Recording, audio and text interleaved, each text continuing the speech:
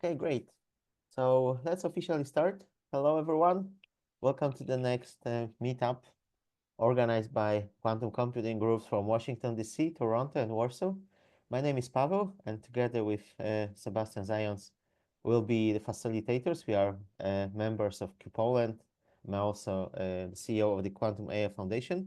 And today we have pleasure to host our great speaker, Bambor Baldi. He's the co-founder and head of mathematical sciences at Zyko Group. So before we start, a few announcements. So first of all, as you can see, this meetup is recorded, and hopefully we'll manage to upload a video to our YouTube channel. So actually, there's also live streaming on YouTube, so people can also ask questions there. And we've also agreed with Bambordi that if there are some pressing questions, you can raise your hand and we can try to interrupt. But you can also post your questions on the chat, especially if they are not urgent, and there will be a Q&A session at the end. And probably there will be also a break between the two parts presented by Bambordi. So before we start, and I will give Zoom to our great speaker, I would like to announce our next event. So on April 19, Shadab Hussain and Yara Fernandez will tell about the embedded in the quantum area, next generation cryptography for Internet of Things. Then later in April, in 3 weeks from now, Dr. Catherine Spender will tell about advancing quantum algorithms for real-world impact. So it will be about the X Prize contests. In May, Dr. Zeki Seskir will tell about navigating the quantum divides.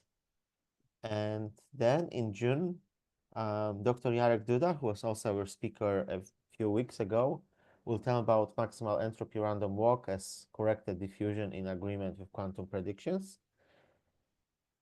And in August, Dr. Kunal Das will tell about PSO-inspired global neighborhood-based qubit mapping, a new approach. We would like to thank our partners and sponsors. So we have several partners, as you can see. They all help us make this event better. So thank you for that. Thanks for the support. And now I will stop sharing my slides. And Barbordi, if you are ready, we can start. So first of all, thanks for accepting our invitation. It's great that you are with us once again. So the Zoom is yours. You can try. Thank you, Pavel, and thank you everyone for the invitation. It's great to be back. Okay, let's see. Share.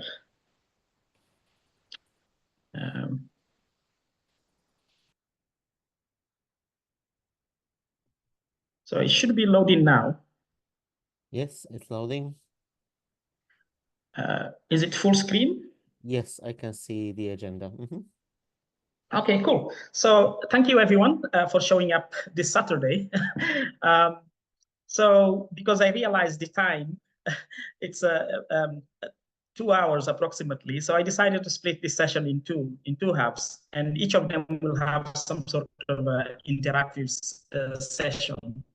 So the first one will be the main part, where I will briefly just go over the roots of the Hilbert space formalism, just to put some historical context, which is the standard formalism for quantum mechanics. There are obviously years after, there are other formalisms, that including in modern times that try to create alternative frameworks for the subject, including using categories and this type of stuff. But yeah, that's beyond this. And then I will go about quantum formalism. And then we will have this Q&A and discussion point, meaning that anyone can jump in, add your point. The second part is all about careers, based on my own experience, talking to people in the ecosystem, in particular the European, UK and European ecosystem. And then we'll also have some discussion point around that. So that's it. Hopefully, we'll have a very engaging session, a discussion that at the end of it, we'll have some sort of a general consensus that everyone should be deepening their mathematical tools. That's the objective anyway. We'll see at the end. Okay, so let's see if the slide transitions. Okay, so just a quick one. Historically, those who have read the history of physics, you know, in the early days of quantum mechanics, there were two competing theories. There was the Schrödinger wave mechanics, and there was the Heisenberg matrix mechanics. The first version, the Schrödinger one, gave emphasis in a nutshell to wave function, which encoded the notion of state. At the time, physicists I don't think Schrödinger himself knew about that, but the space, the abstract space, mathematical space where these wave functions lived is actually nothing more than a special type of a complex vector space. In this case, the space of square integrable functions, integrable in the sense of Lebesgue. For those of you who have taken calculus, you know, there is a Riemann integral. It's not that. That's not a very precise type of integral. We actually have a whole free course on measure theory and functional analysis that shows the difference between the two types of integrals. But the Lebesgue integral is what's pertinent to quantum. On the other hand, you have the Heisenberg matrix mechanics. This version gave emphasis to observables, which were encoded by operators. And I believe, physicists correct me on the audience because I'm another physicist, it lacked the notion of state. So these observables were encoded, as he called them, matrices from this space, this little L2 of n. This is actually what mathematicians call the space of square summable sequences.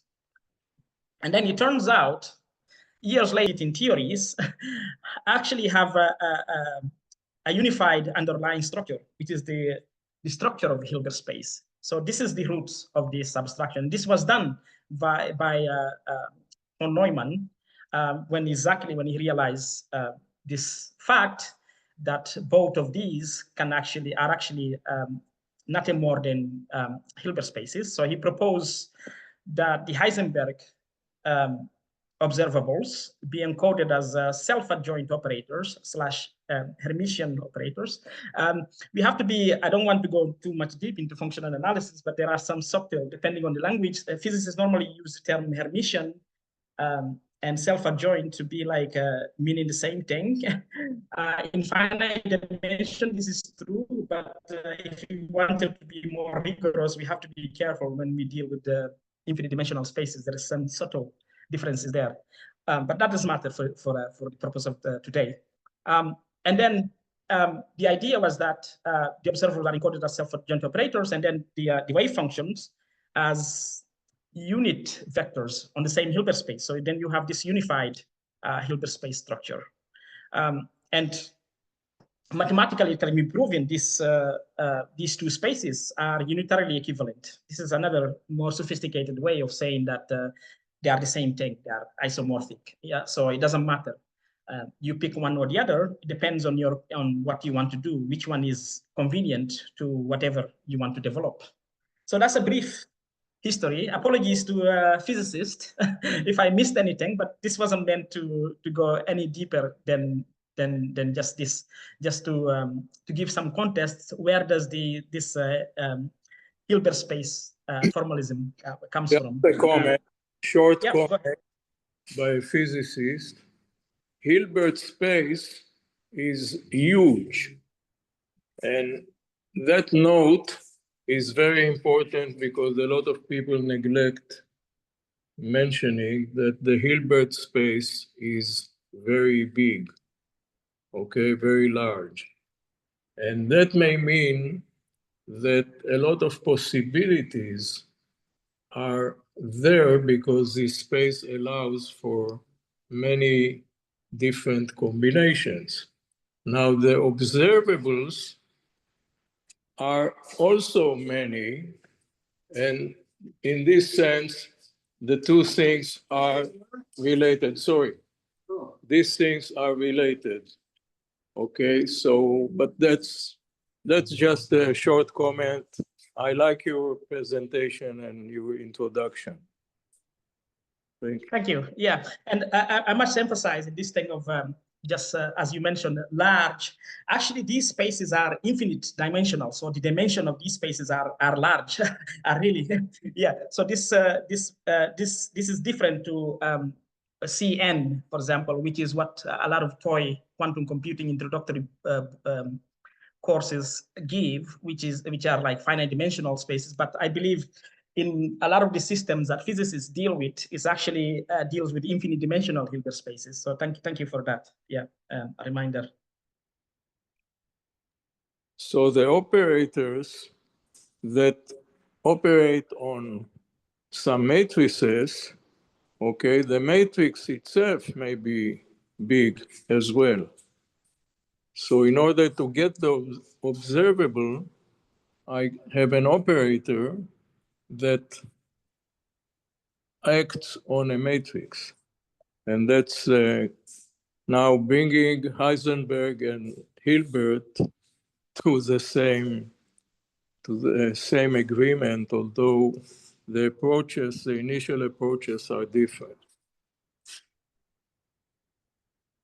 Yeah, thank you. And a final thing before I jump off this, this is all interesting. We can bring this to discussion for sure. Is most introductory courses to quantum related stuff, the emphasis there's a lot emphasis on Hilbert space stuff, but there are other structures that are also important, which I will emphasize in the coming slides as well, like the group structure, for instance. Even in the Hilbert space thing, for example, the space of bounded operators, Hilbert space, the form a Banach space. These are also important. So Hilbert spaces are not the only stars.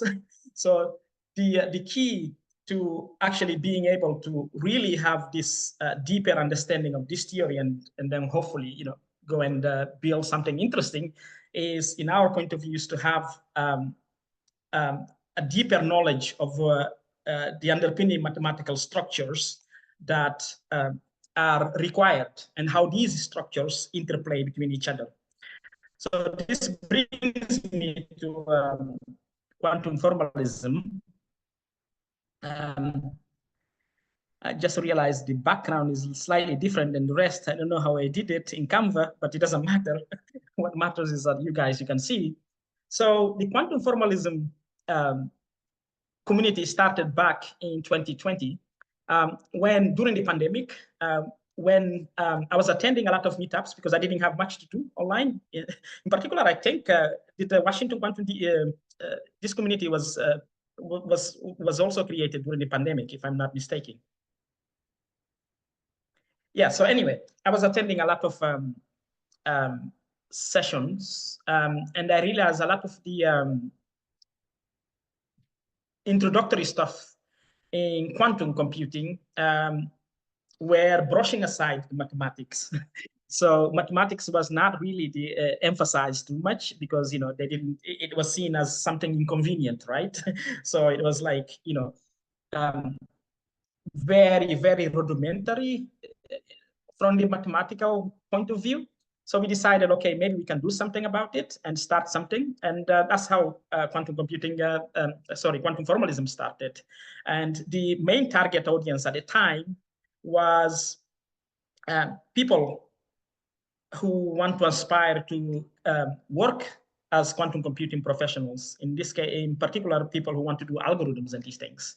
The other set of profiles that we were keen on are people who are already working in industry and they want to sharpen their mathematical machinery, their mathematical toolkits, in particular in terms of structures, because these structures are very important and they are not emphasized a lot in many introductory course stuff. So this was the genesis of the background of quantum formalism. By the way, can everyone hear me? Because I'm in the countryside in France, so I'm using mobile network. Sometimes the connection I hear you very well. You can hear me. We can hear you, but there was Okay, perfect. yeah, a few minutes ago there were some technical issues indeed, but now it's quite good. Okay, so I hope you got the picture about the thing. It's also written there. That's one of the reasons I wrote it, because just in case my connection cuts instead of talking over it. So that's how we started in 2020. And here's my first lecture. You can see, I think it's too small. You can see my COVID haircut. I did it myself because, as you know, there was no hair, there was no barbers, open at the time. And this is the first inaugural lecture that I did myself in my old apartment in the UK, Liverpool. This particular session was covering set theory, and then I decided to for the sake of showing how powerful abstraction is, since they learned the basics of set theory, like unions and intersections, I wanted them to recover the notion of probability using the language of measures, but without mentioning anything to do with sigma algebras and this type of stuff. So this is the slide that you see here. And one of the things when we started quantum formalism was that what is the baseline that we are looking at for people, ideal baseline for people to be able to take our courses? It's all good obviously we want to make things accessible to as many people as possible, but it is unfortunately not practical to make things accessible to everyone, because then it's like, it takes a lot of resources. So our baseline is the ideal profile for people to take quantum formalism, our courses. They have to have some sort of a university level exposure to mathematics, stuff like calculus and applied linear algebra stuff. Here I'm using the word applied linear algebra to distinguish it from the the mathematician's linear algebra, which gives emphasis more on proofs and this type of stuff, as opposed to computational linear algebra that engineers and other applied degrees offer, which is more focused on computational aspects of things, like how to compute matrices and this type of stuff. Okay, whereas linear algebra for mathematicians, there is a lot of emphasis, and not just on the computational aspects, but also on like proving things, making constructions, this type of stuff. Yeah, and this is very useful because in quantum formalism, one of the emphasis that we give a lot is on mathematical structures, on abstract mathematical structure. And if people have taken calculus and linear algebra before, it makes it easy for them to later see these abstract structures, because they already, in a sense, working with these things, the basics, and the abstract structures are behind some of the facts, but they don't know yet because nobody told them. For example, people who take linear algebra, they know that you can multiply matrices, right? Say, for example, square matrices. What they didn't know, the square matrices, they form a ring. This is something that mathematicians know, okay? They also didn't know that matrices, they can also form something called algebras, okay? Depending on your field. So it's the baseline for us that enables us to focus on taking the people where they are to much more abstract structures, like groups, differentiable manifolds. You can see if someone hasn't taken calculus before, it will be very hard for them to understand, what, to teach them about differentiable functions, in this case, in differentiable manifolds, we are interested in, if you learn calculus, you know that there are class of functions that you can differentiate as many times as you want. These so-called C infinite functions that you can differentiate as infinite times, let's say.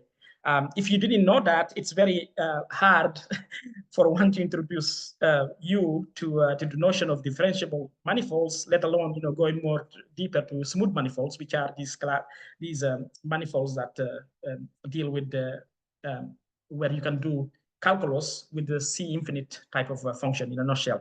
And this leads to Lie groups and Lie algebras. This is where abstract algebra meets with the, abstract algebra, linear algebra, meets with the other things, meets with differential geometry. Actually, I would insert here / differential topology, because Lie groups also have topological structure. They didn't just have the thing. So there's also topology and geometry. The interplay between these things are very important. And this is becoming very essential. Physicists already deal with this for like, decades. This is something that physicists are very used to. But over the past 5 or let's say, I won't say 10 years, but let's say over the past couple years, machine learning has been seeing the need for this type of things. There's a whole new subfield of deep learning called geometric deep learning, which, as the name suggests, uses a lot of geometry. In this case, differential geometry. In this case, they try to leverage symmetries in order to find models that can do better training, more efficient, and this type of stuff. So there is need for more mathematical sophistication if one wants to be at the forefront, of both machine learning but also quantum computing. I think it was already obvious for people who are taking quantum stuff because of the ties with the theoretical physics that mathematics plays an important role, but it's also becoming very, even so more in machine learning. Since this is a quantum computing community, I will just share this thing. These recent papers, like the top one, for example, that uses Cartan decompositions. I actually shared the resource today in one of our courses where we are giving a 20 minutes preview of that. I will share in the next slide. But you can see, to understand papers like this, there is no way that you will be able, you can understand papers like this and make any contribution without understanding the fundamentals of, Lie theory.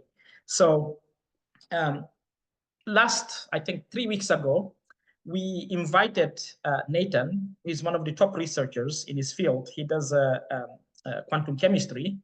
He's from Quantinuum, where he was sharing some very interesting insights about, how at these companies, they are trying to leverage representation theory, Lie groups and representation theory, to try to find better, cheaper, and more efficient algorithms. And as you all know, in quantum computing, we don't have yet, we're still a long way from having a proper quantum computer. So we have limitations on the number of qubits and this type of stuff. So being able to have efficient circuits that are practical to run and also not expensive, it becomes a very, very paramount. And mathematics is a way to do that, to try to find this type of optimizations that are practical, to make things practical to run on the quantum processor. With that, we have this thing as part of our course on Lie groups. You can go to this URL, quantumformalism.academy /20 minutes minutes preview, this URL basically. If you want, I can also paste it on the chat. This will give you some overview about Cartan decomposition, which is something that, for example, this paper, not just Cartan, but also the so-called KAK decomposition. You will be able to see this thing in action in this paper. Okay, so this comes to Quantum Formalism Academy. What do we want? What do we want with the Quantum Formalism Academy?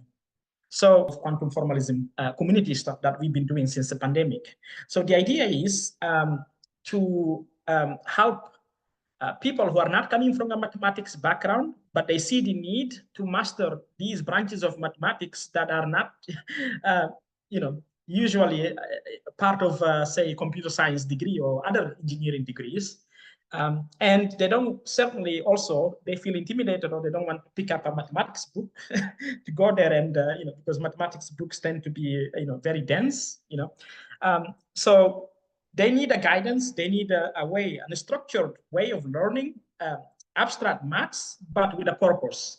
This is exactly the thing, the idea of QF Academy, to offer a platform, a hub where people can learn mathematics the rigorous way, but not in a boring way. Okay, so the motto is that they learn what topics they want, that makes difference in their career. This is the other thing. We want people to join Quantum Formalism Academy if they have an objective. Okay, I need to understand this paper, or I want to explore this algorithm or something, but I need to understand, dive deeper into the theory, how the things work under the hood. So they come in, they see the stuff, and in particular, one example is the course on Lie groups with applications that we currently have. The part with the application covers quantum computing, in particular quantum machine learning. It also covers traditional machine learning as well. We also have, I will come back to that in a minute with the menu of courses that we have. So the idea is they learn what makes difference to their careers. They apply the knowledge that they acquire through us. And then hopefully, we hope this will help them unlock opportunities that they couldn't have unlocked before, because they were able to leverage mathematics in a way that increased their body of knowledge, increased their professional proficiency, and so unlock new opportunities. So this is really the core thing of QF Academy, is really to remove barriers to abstract branches of mathematics, whilst having a focus on the application side. So not just learn the mathematics the rigorous way, but also with a purpose. So this is the core of this. And I didn't want to put in some logos of some people. We have people from well-known companies in quantum taking our courses. And the reason I mentioned this is to say that if people who are working for these are in need, they see the need to sharpen their mathematical toolkit, everyone else should be also doing this. With that said, at the moment we have one of the things, first of all, we want to focus, we are not looking to become like a zoo of courses that just occupy space just for the sake. We are not focused on quantity. We are focused on quality and relevance.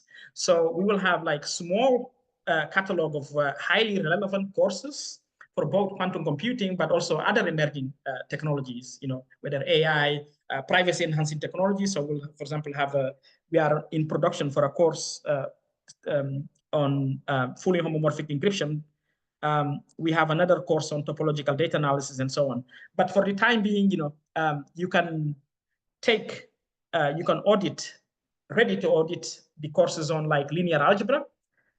We call it advanced linear algebra because this doesn't just emphasize the computational aspect of linear algebra, that mostly a lot of the books or even videos that you see on YouTube focus on.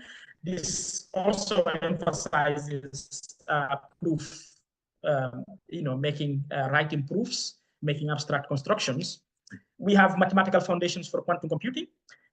This goes from like introducing you to the structure of Hilbert spaces, and also you will also learn a bit about the other structures that are relevant as well, like the Banach structure. We have a crash course on group theory, topology, and manifolds, because this is very important. Lie groups, for example, before you take Lie groups, you need to understand what a group is, what topological spaces are, and what smooth manifolds are, because Lie groups are an intersection of all these structures. By the way, if you are interested in stuff like, because someone came to me, there was a discourse on this free course, I think is, I I don't remember which company released it on quantum error correction. Without mentioning structure, but if you really want to understand what's going on, with stuff like the stabilizer, formalism, and these things, you cannot run away from group theory. So you do need to understand what a group is. Okay, it doesn't matter how many like drawings and pictures and these things that people obviously with well intended to try to simplify things. If you want to be a professional and really dive deeper into it, you cannot run away. So you need to understand, again, the mathematical, the structural stuff really matters in this. So yeah, so that's it for this segment. I told you I'm not going to bore you because I wanted really interaction. So I'm open for Q&A and discussion point. Anyone can jump in, anyone can ask question, or anyone can add any point from now on for anything really. And I would really be keen to have people who are actually, if there's anyone working in industry, in quantum, for example, to jump in to share their views on these things, on the necessity, on the need for learning, going deeper into the mathematics. Mm-hmm. Okay, thanks, Bambori. All right, so it's time for some questions. Yeah, feel free, if there are any questions, feel free to raise your hand, or you can type your questions on Or the just chat. jump in. Yes, jump in, please. There's first question. Would A-level pure and applied math and physics and first year or courses count as university level exposure? A-levels. What? I'm actually not familiar with the curriculum of what is covered in A-levels. Do you cover any stuff like that's covered normally, like in first year undergrad? For example, do you know what a matrix is? Can you multiply two square matrices, for instance?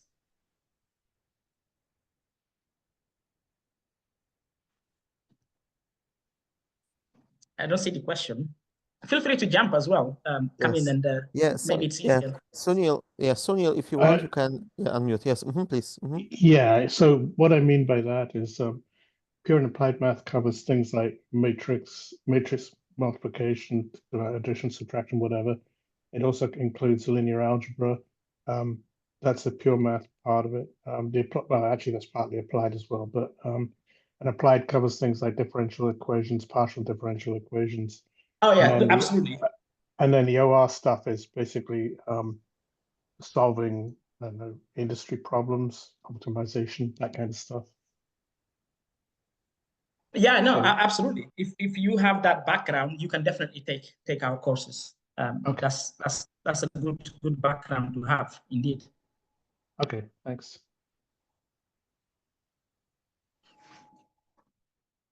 All right. I had a quick question. Yes. So in the educational space, I'm seeing more and more professors, researchers rely on and use tools from generative AI into their teaching and learning, integrating into the curriculum. And we're seeing now people posting the efficacy of some of these deep learning tools applied to mathematics. Have you seen a big increase in this, and how this can integrate further into the teaching and learning side of physics? Yeah, this is a very, very interesting question because we actually, one thing I didn't mention, I should have probably, is we have this, what we call learning assistant. We basically put something together using ChatGPT. It's called Advanced Mathematics GPT. Here's a link. You can ask it questions like, let's see, where's the chat? Yeah, it has like 50,000 compared to 4.1 stars, so it's actually not doing bad.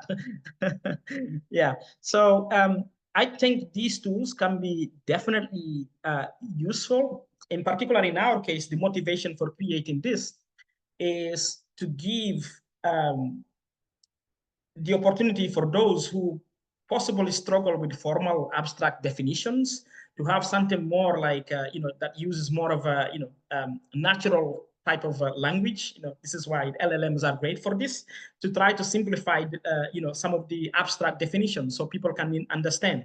So this is why we recommend the use of this. We don't recommend the use of it for people trying to do their homeworks, their mathematical, in our case, like our assignment, trying to prove things. Actually, I have experience with this in one of our free courses, the Abstract Mathematics Bootcamp.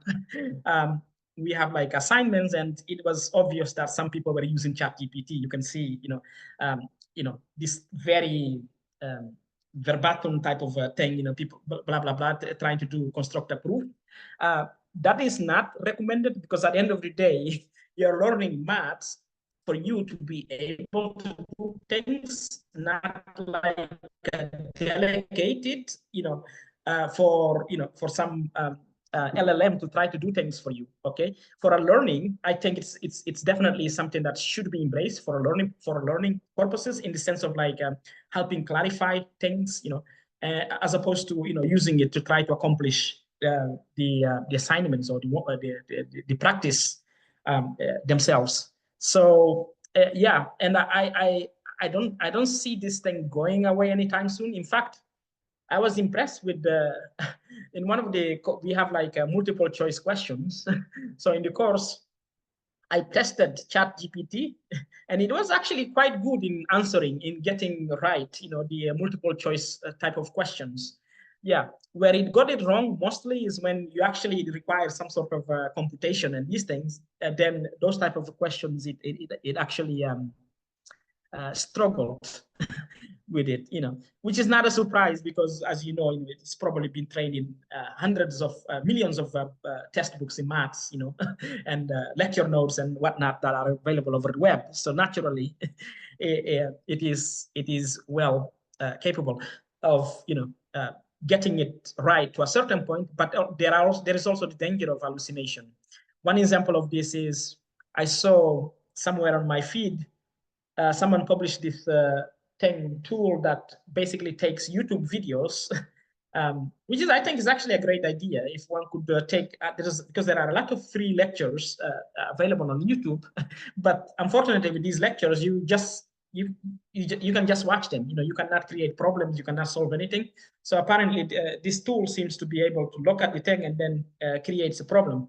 I think the problem for you to practice. Yeah, I think it's a interesting idea, but unfortunately the level of accuracy, the level of hallucinations were very high, because it was creating very fictional problems that didn't make sense. But I can see these things get better in order to possibly help remove barrier to learning expert level content with much more personalized way, I would say. You will basically have like some sort of assistant with you to try to learn navigate very complex topic. But this does not replace having some sort of a human element to it. This is one of the reasons in our courses, for example, the most advanced courses like the Lee groups with the applications, we have live office hours, even though the videos are self-paced. Every week there is a live office hours that you can show up, or you can even submit your doubts, your questions in advance, and the structure will address them for you. So yeah, so I'm for exploring the use of these new tools, but I'm also, I don't know if this answers your question. There was a bit of digression, but yeah, feel free to follow. Thank you. And thank you for sharing the GPT that you created as well. That does answer a lot of my questions. My other side of this is for someone like you. I'm not a mathematician or a scientist. I'm a researcher in different areas and working in the educational space as an instructional technologist, designer, and I'm the generative AI lead for the distance learning program. And my passion is on quantum physics, so to say, and quantum computing. Because of work that my father did, I've been for years self-learning this, and this is what you're doing has a lot of value to me personally. I want to say thank you for that. The other side of things is things that I'm hearing in some of the groups that I'm in, where they're using some of these tools to help with their mathematical proof. So they're using these LLMs, their deep learning, however structure they're using this to help with the formalism of the proof itself. Do you see that as being useful, not in the teaching and learning side, but actually someone who's trying to build a proof mathematically and build this into their process, so to say? Yeah, that's very interesting. In fact, a couple of weeks ago, maybe you will find this interesting. Let me just try to find it. We did have a talk about this, about formalization. In particular, the use, let's see, this thing. And I will share actually, because this is very interesting. I mean, we still have time, so that's one of the reasons I left this, in order to make this discussion very interesting. I will share the link and then share a slide, one of these slides, just to give more into context of what this gentleman is saying. Let's see, where is the chat? Yeah, this talk here. We hosted it a few weeks ago. Let me just find the slide so I can comment, because it's pertinent to your thing here. Let's see, we can find it. I'm trying to come back again, be more, be better at Zoom after a while. Let's see.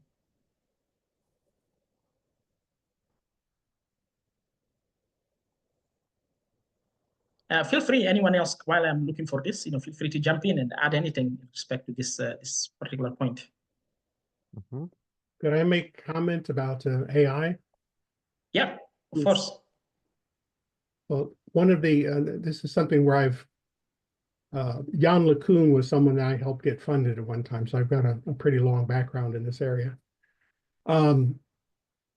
You mentioned the thing about how it either copies or sometimes it goes into the hallucination thing. There's a spectrum with these devices where you go from what I call cold copying, which can be like 100% replication of what was there in the past, up to this hot hubris where it just goes into chaos.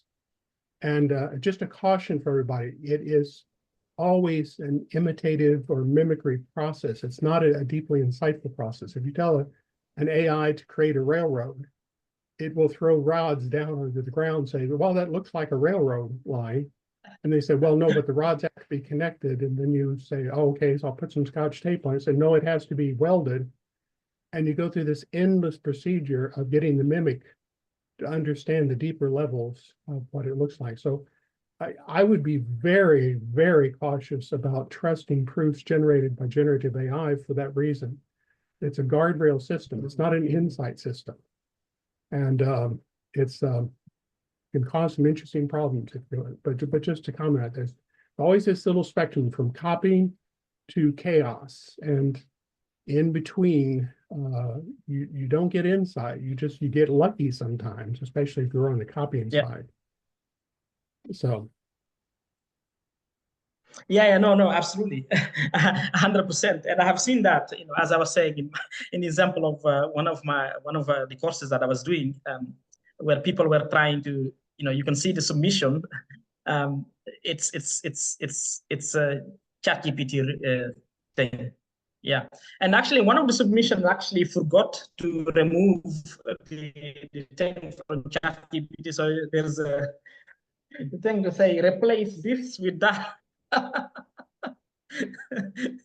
So it wasn't hard to figure it out. Yeah. So this thing of I don't know if you can see this screen. Yes. Am I still on? Yeah. Can you see my screen share? Yeah, this yeah, thing sure. Of Dream AI. Yeah. So this talk, the one that you will have more context by watching it. I definitely recommend. Is really this thing of where can AI be leveraged in mathematics, And there's a lot of rigor room there in order to use, like the gentleman was saying, to use, machine learning techniques, And he actually was very nice in here. For example, in this here, in the translating of mathematical statements into programming code, into code. like using Lean, for example, or Coq, which are some of the most popular formal verification tools.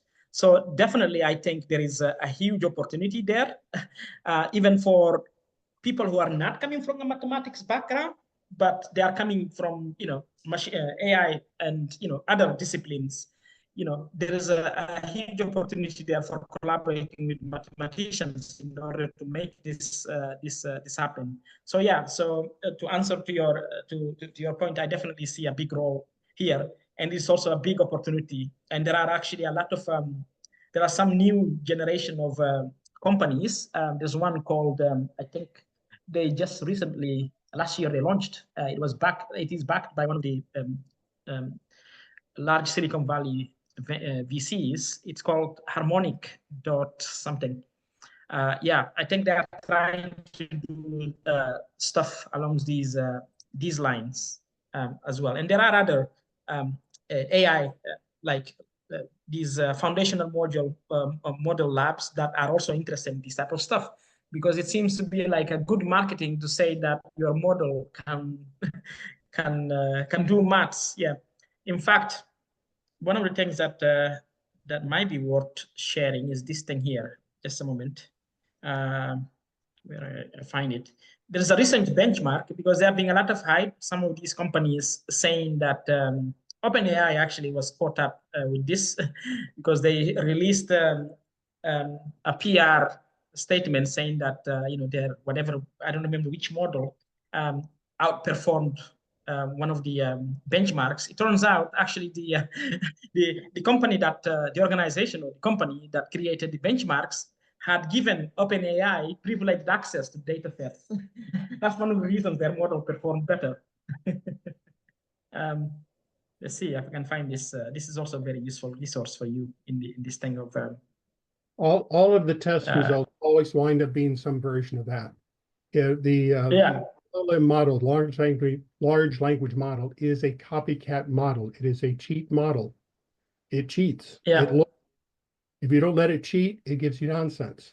So we really have to be careful about the LLM. That's not the same thing as machine learning. There's a whole realm of AI that doesn't do this. But large language models are inherently chaotic at the base. They don't store information, they store probability pairs. And if you start from probability pairs, if you erase the facts, no matter what you're going to do, you're going to get a bit of chaos. And if you're trying for rigor, be careful. Things still can't get 4 or 3 fingers right. And that's even in the latest model. Yeah, 100%. Yeah, I'll share this also on the thing. Just can I comment? Can I comment a bit on the just following the line of Terry there? One thing which concerns me about this formalism coming from the AI is that the rational and reasoning mind of a human being and the machine, they're not on the same level at this stage. And the LLM tends to use a lot of probabilistic methods for its evaluation of cases or in problems. And I'm worried that if we start relying on this formalism coming from the AI, we could condition ourselves as human in our way of operating, of our way of thinking, and distorting possibly our mathematical capabilities. I feel that it's risky. Maybe that you have a different opinion. No, I see where you are coming from, and indeed, this is part of a broader concerns that people have. For example, internet is being flooded with the AI-generated content.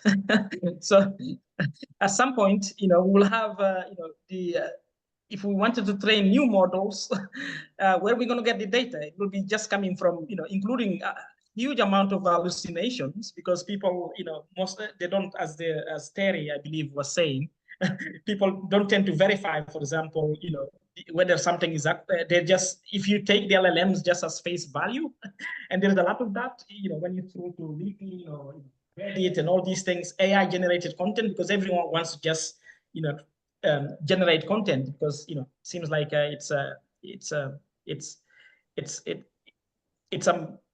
people are under pressure to get likes, to get views, and this type of stuff.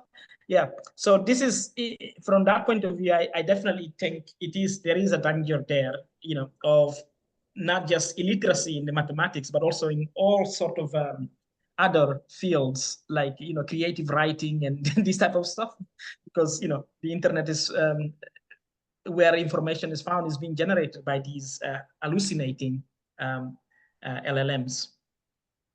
If I could point out one of the most severe examples of hallucinations infecting reality, has anybody noticed anything strange happening to the U.S. federal government lately?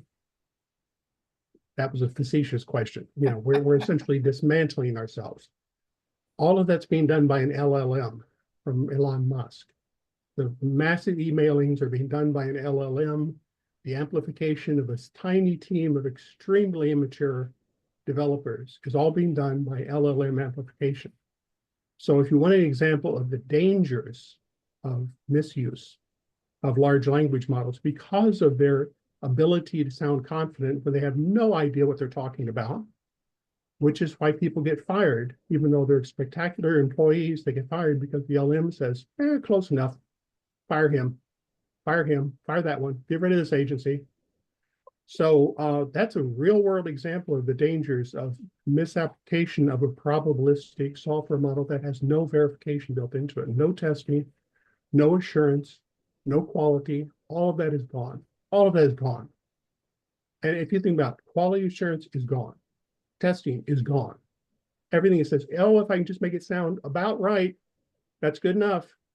And you do that in physics, engineering, mathematics, you're in for what's happening to the U.S. federal government right now. So I'm sorry, I didn't get that pointed, but this is an issue that I am deeply concerned about right now. LLMs are not the same thing as machine learning. They are not the same thing as artificial intelligence. They were invented in the 80s and they were abandoned in the 80s. And they resurrected them and made them into gigantic versions of the same problem, which is probabilistic storage at the fundamental unit level. So it's, part of me can't believe I'm living in this world. I'm just going like, I was enthused with these things in the 80s, 1980s. I thought, oh, wow, what an interesting, that was just a bunch of junk. And it disappeared for decades and then came back in this new form. So sorry, it's an interesting topic for me.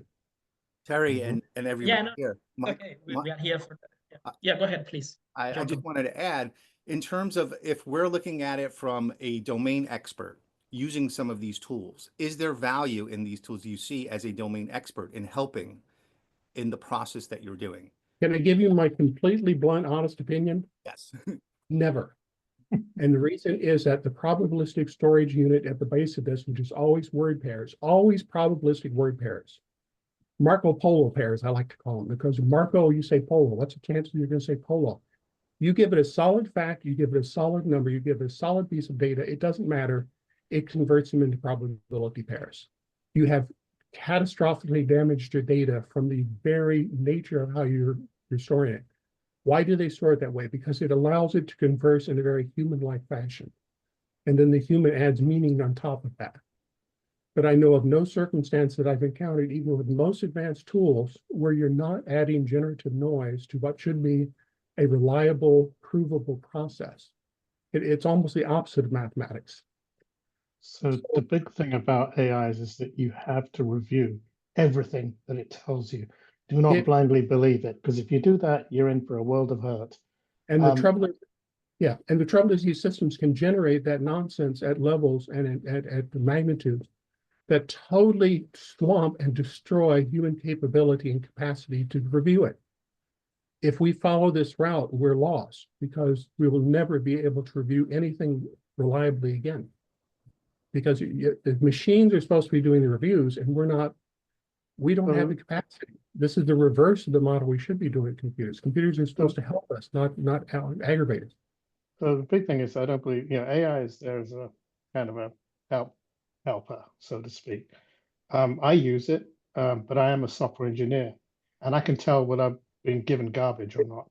And it's really, really important that every person that uses an AI to generate code is aware of what the code does. Because if you don't know what the code's doing, you'll never be able to maintain it. And that is the most costly part of software development, is maintaining any given product. It's a fantastic retrieval tool if you don't mind the fact that it always damages what it retrieves. And that's an intentional, important qualifier. It damages everything. It's not a straight retrieval engine. It's fantastic at finding the right piece, the right area, something you didn't know about. And that's one of the reasons why it's so impressive the first time you use it. Everybody's impressed. I was impressed first time I use it. And then you get into the details. And the very question you were trying to do, like, why did Ben Franklin mess up the positive and negative signs on mathematics? I asked it that question once accidentally. I always avoid it, but I didn't realize I was reading AI. It got it backwards. Now think about that. Your whole point is to find out a simple answer to a simple question, and it didn't get it right. And if you're the one trying to ask that, how are you going to know? The model forces it to always avoid the things that got it caught before. So it's like the ultimate sneak. It always sneaks in and says, oh, you didn't like that. I won't say that again. So, but I'll say this, because it doesn't know. It's just random. It's chaos at the bottom. So I'm sorry. I saw something. I saw a funny. Yeah, go ahead. Sorry, Terry. No, I'm done. Okay, yeah, thanks for sharing. I saw some funny just on this some funny feed on LinkedIn about someone asking a model to do something, and then the model provided some output and then told the model, now you have to do it yourself, so you become proficient or something. So similar to a way that someone in Stack Overflow would have answered to a newbie asking a question. So in other words, the thing got it from some of the training data from Stack Overflow. So it mimicked the thing, yeah. Oh, and the property theft is just horrifying. So many people, artists, are just being robbed, and they have no legal background. They have no ability to do it. I saw a guy who was doing music videos, and he was just talking about the generated content, how the good part was the one where it essentially copied the video, and the terrible part was where it was trying to synthesize it, which is that spectrum, again, cold to hot, cold copying, hot chaos. It's always that same spectrum. And then he was looking at it and said, oh, that's from my room. And he pointed back, and there was a little decoration he had in his room, and the AI had stolen from his videos. They had also offered to pay him for his videos, and he refused. So then they changed the law so they could steal it. They tried to in Britain. I don't know how that finally came out. I hope they didn't do that. But literally, they offered him, I think, 6 figures for his videos. He declined, so they tried to change the law so they could steal it. That's not the way this should be working. Reuse is supposed to point you to the person who generated it, not take it from them. And there's some real dangers with this. I'm sorry, this happened to get my hot button issues. No, that's okay. Yeah. All right. There's a whole sort of, yeah, go ahead. Sorry, Pavel. Yes, I want to say that there are also some other questions on the chat, so we can try to ask them. Okay, we can move forward. Okay. So I see there was a question from Sebastian about starting from the category theory. Sebastian, it's quite a long text, so maybe you can unmute and ask your question if you still want to ask, of course. Yeah, okay, but I have some noise from my kids. So, okay, so I want to ask just that, okay, you show that a lot of maths you need for start quantum and quantum computing and quantum physics, but from category point of view, we know that you can mix and connect many different branches of mathematics by isomorphism on category, for example, on category level. On category level. So do you think that is there possible known all branch of mathematics, but because you see one of the problem with quantum gravity is that we cannot compare quantum field theory with gravity theory, classical gravity theory. So from one side you have manifolds, you have some spaces, and from other side you have some different kinds of problems. So maybe mathematics is not only one way that we should learn people about physics and quantum computing, but because there are some experiments, physical experiments, that you must know to realize which kinds of mathematics is enough to understand something and which mathematics is too high level to describe anything in sensing way. Yes, so maybe something like that. Yeah. So yeah, first of all, thanks for the question. It's very, very interesting. Indeed, mathematics is a huge, it's a huge field. In fact, even today, it is nearly, I would say, it's impossible to have one mathematician who knows more than one field. In fact, there is this thing about Poincaré being the last universalist. Because he knew so many different branches of maths, let alone for people outside, clients of mathematics, like physicists. I definitely, in our case, we are not necessarily saying like, this is what the mathematics that we are providing is all you need or you must thing. This is one of the reasons that I was saying, we always want people to have some sort of objective. So a priori, they already know somehow that they needed this type of maths. For example, they needed to learn about, Lie groups, for instance, and then they come to us. So we are not in the thing of prescribing which maths is, people should definitely go for. We have like a catalog that we think, looking at papers, for instance, because one of the objectives for us is to, especially those who are coming from non-traditional background, is equipping them with with the more advanced maths enables them to have some sort of a shortcut to be able to understand modern literature in, say, quantum computing, or like the advanced topics like geometric deep learning in classical stuff. Yeah. As for category theory, I think it is indeed a very, very powerful tool, even in mathematics itself, because it interconnects the language of categories. Can be, it's being used to try to bridge the gap between different fields of mathematics and try to solve. In fact, yesterday we had this thing. You might be interested, Sebastian, in watching this. You talked with Brian about this. Let's see. Oh no, I haven't put it yet online, but I will do that. It's a talk about the person who won the Abel Prize. So for those of you who don't know Abel, let me do this just in case, because you can just, everyone, if you are interested in this, I will be sending an email with the link to everyone who is registered for this talk for the recording. Yeah, if not, you can just follow our LinkedIn, our YouTube page. Yeah, so this talk basically talks about this thing of bridging different fields of mathematics, in particular in the lenses of the work of this the gentleman who won this, Masaki Kashiwara. It's very, very. I will share the thing with you to watch this. I definitely see a big role of things like categories playing an important role in physics itself. You mentioned the incompatibility between general relativity, I believe, and quantum mechanics. For those of you, I think, who are watching, that general relativity is all geometry, right? Riemannian geometry, like differential geometry.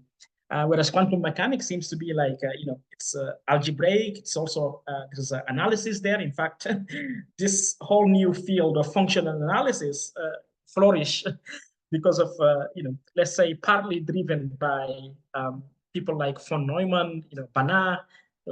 Actually, you probably know Banach is from Poland as well. Yeah, so I don't know if I addressed the question, but definitely I think I see a role of category theory as a unifying thing to, try to connect the different structures. In fact, we have a course that we are thinking to do on geometric quantization. This thing of going from classical to quantum. Our motivation is, it came a little bit naively in terms of like, we have like classical data. How do we, basically quantum embeddings was the motivation for us to say, could exploring something around geometric quantization help us? And geometric quantization, actually, they use category theory is one of the languages. It's the language for this framework, and we will be eventually, hopefully, by the end of the year, we hope to do something on that. So yeah, you might be interested in that. I don't know if I missed any point or something, but feel free to follow up. I can clarify any other thing. This is okay, but my point is that maybe, as we saw in historical point of view, that we had Schrödinger picture and Heisenberg picture. You see, for them it was hard math from one side to the second side. So maybe our today math looks like hard, very hard, but they could maybe we can invite new math that can be simpler, but of course can be the same stuff and the same picture, not picture, but the same new way of interpretability of, because a lot of people would say that quantum physics is very hard. Yes, maybe not only from the interpretation problem, philosophical problem, but even on the math level, it's, even in the quantum field theory is very hard topic, that even more connected to the quantum part, infinity part, infinity space, infinity countable, uncountable. Yes, so from one point, you say that for you general relativity is geometry, yes, but you can use Lie algebra and create a commutative algebra, and from this commutative algebra you can represent it as a functions on some manifolds. Yes? So you see, you can touch another kinds of mathematics and see the same part of or different part of physics in a new way. Yes? So do you think that there is possible that there exists a one mathematical framework enough good for connect classical physics and quantum physics beyond that algebraic formulation? Yeah, I mean, there are a lot of, first of all, I'm not as thing with the physics, obviously, but from what I can see, there's a very interesting attempts being made in trying to do this, in particular in this thing of, obviously bridging the language gap between the quantum and GR, general relativity. There's something, you probably heard of this, something called non-commutative geometry, pioneered by a mathematician called Alan Kohn. Yes. Yeah. So these type of fields are, becoming, for the past, at least looking at some of the talks and some of the researchers in theoretical physics and mathematical physics labs, it seems to be like there is a lot of, there is a keen interest in this, in trying to, find a new ways, perhaps new languages that have been created, maybe over the past 30 or, less than 60 or 100 years ago, okay? Because, all these, the mathematics actually of quantum stuff, obviously the field is evolving all the time, but it's, in a way, it's almost more than 100 years old. And yeah, but again, this shows how mathematics is, because mathematics transcends time, right? Mathematical theorems are truth, they are true today, they will be true tomorrow. And yeah, in terms of like finding new theories, this is the thing. There are, especially if you are like looking at it like in terms of applying it, so being a client for some subject, say, for example, physics. I think the question will be, why bother to invent a new theory? This is just being the skeptical side. If it doesn't add, what will be the benefit? Is there anything else? Maybe, yeah, there are some questions that we cannot understand because of, it might be like of theoretical limitation. In this case, it might be the maths is not right and these things, then that justify. But to have like an existing knowledge, create another way of, basically conveying the same knowledge, I'm not sure about that. If it's to do something new, then yes. I suppose a similar thing that programmers face, right? If you are writing, you have something in like, you have written something in one language, say, I don't know, say you have written code in Java, and then there is a new hot language, you have to have a strong case to why you should migrate your stuff into the new hot language, right? So I suppose the same thing can also be applied here. You have something, a theory that uses a particular mathematical language. If it works, and then there is a new mathematical language that comes out, maybe it does explain the same thing, but then does it give you any extra insight for you to leave the old stuff? That's I guess that's an open question. My point of view is most likely not, because one of the things is mathematicians tend to be lazy as well. They don't want to do too much work that's unnecessary. So yeah, there's a barrier to that. Okay, Right. thank you very much. And maybe something like duality in theory is something for you, but I don't want get next topic for other people. Yeah. Thank you very much. Yeah, no worries. Okay. Okay, so is there any other question before I go to the second phase of Yeah, this? actually, we have a few other questions. So maybe we can ask at least two more. What do you think? Okay, sure. Yeah, go ahead. I'm not, yes, because I'm also worried that we'll not have enough time for your second part. But anyway, let's ask one question from the YouTube. So it's a question posted by Helen. Is industrial quantum computing still fully in the physics side of things? Is there scope to work on computer science problems in it, like developing algorithms or even software? Yeah, I will say hold that, because it's the answer to this might be in my next segment in the career stuff. Oh, okay. All right. So we can answer it here. So there's Yeah. another question. Explain this. If not, you can ask it again. Yeah. Yes, okay. Yeah, there's a question from Dev. Explain the significance of diagonal terms and non-diagonal terms in the density matrix of a quantum state. I'm not sure it is relevant to this talk, actually. Why or how these terms are Not related because to the I would have to give you quantum some definitions. Try to use yes. the quantum advanced mathematics GPT. Yes. Good Yeah, point. but Good maybe point. yeah. Yes. So let's You try can another follow one. up with me. Yeah. Yes. Let's try another one from Roman. I'm unsure if this has already been discussed, but in your opinion, what level of mathematics is required to enter quantum computing? I think it has been partially discussed, but yeah. Yeah, I will also also partially also cover this again on the thing on the next segment. Yes. Yeah. Yes. Okay. Yeah, there were also some discussions, and Sebastian also answered. Thanks for that. There's another question from Scott. You are aiming for an engineering level understanding of these areas, kind of like the difference between undergraduate engineering calculus versus Lebesgue measure theory.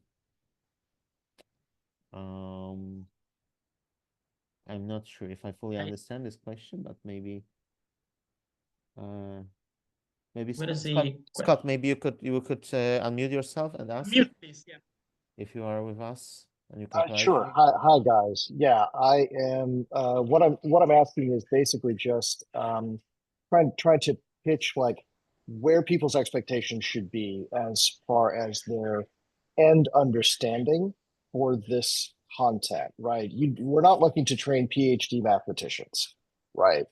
You're aiming to get people to a level where they can solve practical problems, but these are math areas that are really like first year grad student kind of things, and they don't typically get taught from a pragmatic perspective. Correct. Yeah. And eventually we want to make it like graduate level, like PhD level mathematics, more accessible to non-mathematicians without losing the rigor. That's what we are trying to trade off with. Yeah. All right.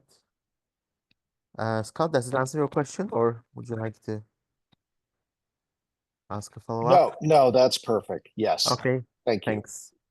Thanks. Okay. All right. Let me skim through the second part. Yeah, let's go to the second part. And yeah, I see there are some other questions, but we can come back to them later. Yes, please. Yeah. Some of them seems to be related to what. Yeah, so some are not related. I'll reuse some slides that I had made a similar talk before because I'm lazy. But yeah, let's see. Okay, can you see the slides? They are loading. Yes, I can see your slides. Okay, so yeah, you can see the test, the disclaimer. Yep, we can see it. Yeah. Okay, so this is just a disclaimer to say that this is just individual opinion, based on my own experience and also from what I hear from my other peers talking to other people, especially within UK and Europe. So that's the thing. But before. I don't know if you can see the full thing. I forgot to give credit. This image is actually from the National Quantum Computing Center they put in. Yeah. So I'll put a very unpopular view is that, working, even though the benefits of quantum computing, should be for everyone, working in quantum computing, especially doing algorithms stuff, which is what, as I said here on the statement, this will be the focus for my thing, is not for everyone. Okay, this is the thing. It's not for him. It requires commitment. It requires deep understanding. Deep commitment to the field. So it's not. It's also emerging, right? It has so many different layers. That it's just there is a barrier there that it cannot. It's at the moment it's not really like for everyone. Okay, you can see here when you say like you want to work in quantum, exactly where most people, when they, at least from my experience, when they say they want, especially people who email me and these things, I get a lot of this asking for advice, but also asking for recommendation and possible positions and this type of stuff. Most people seems to focus more on like applications, finding useful thing. But this is extremely hard, especially with the we don't have the hardware, the quantum hardware to do anything that's like a wow thing, despite obviously the hype that we see nowadays. Okay, but what I want to say is that there are a lot of really that itself is not a problem. With the fact that we don't have anything useful yet, and the field is still emerging. It might be. I'm actually also of the view that Jensen Huang, the CEO of NVIDIA, is right. Quantum is probably maybe, I don't know what he said, maybe 15 to 20 years before we can see. I think actually he's probably right. And I don't see this as a problem. I actually see this as a huge opportunity for people who really want to build up in this, build up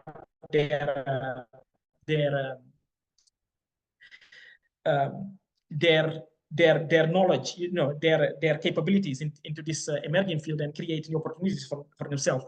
It's only bad news for companies, you can argue, that are on the stock markets, because obviously public investors are very impatient, but that's another question, whether quantum companies should be in stock markets or not. That's another thing. But definitely I think there is an opportunity, but it's not for everyone. And the other thing I want to say is that the current reality of the quantum industry is that it relies heavily on government funding and subsidies. So even companies that have raised a lot of money, they still depend a lot on like grants, and this thing, because the technology readiness level is very low. Okay, and there is a huge risk that only government can provide, in order to unlock the next phases of the progress. And the reason I'm sharing this is pertinent. This is very relevant to career opportunity, because at least in the UK, for example, when a company has received a grant, the government stipulates that most of the work has to be carried out in the UK. So this basically removes opportunity for someone who's not based in the UK, right? If you are based somewhere else, it will be very hard for the company to open up opportunity, because there is this thing. And it makes sense, because if the local government is providing subsidy, they want to see some sort of economic output, right? So they want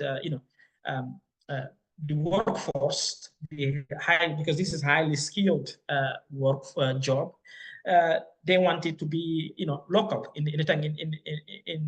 within the UK. This is not to say you have to be a British national. I'm not saying this. You have to be based there. And the same thing also, I believe, applies to other countries as well when they provide subsidies, because it's taxpayers' money. So this basically reduces the opportunities for people who are outside these basically developed countries in a way. So you have to be extremely good for a company to go through all this hassle of maybe having a visa for you to come into whatever country to work on a piece of grant that not generally lasts between 12 months to possibly sometimes 24 months. So enough of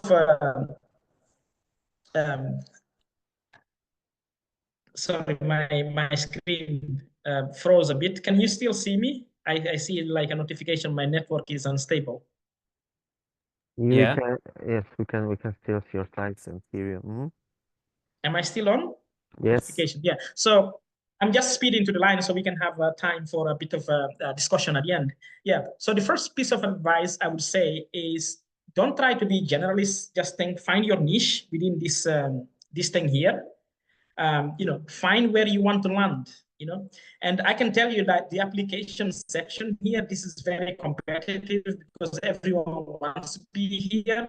The problem is there's a lot of, I think there's much more opportunities here below, where there's a lot of complex stuff that needs to be solved. And there is actually, I would say there is more skill shortages here in this thing, and there's more opportunity, without these things here under, there is nothing that one can do in anything at this top level. So find your niche, don't try to target every technical role in quantum computing. I see this talking to people, especially young people. They say, oh, I applied for this role, I applied for that, because I took a course, by company XYZ. I scored, I don't know how much percent. Yeah, so, and then I ask, say, well, okay, if the company where, the company that gave you high score didn't hire you, what makes you think that another company will hire you? So yeah, anyway, my first advice to find your niche and grind in that niche, try to build your body of knowledge in that niche. In particular, I would say mathematics is part of that. The better you are, the more opportunities you will unlock. And also the other thing is, try to understand what companies are looking for. Don't assume that companies only care about great technical tools. Very often I see people say, yeah, I know how to use Qiskit, Pennymain, and all this type of stuff. You tend to notice that software toolkits, go and come. Nothing tells us that Qiskit will be around in 5 years from now. Nothing tells us that. It might be new framework, new toolkits coming in. So that's not really what most companies, especially in research and development phase, are really looking for. They are looking for other things like independent thinking, the ability to think outside box, to challenge the norms in a constructive manner, obviously. Team players, ability to collaborate, be open to learning from others, and be humble when you don't know something. This is okay. Nobody knows everything. Okay. The other thing is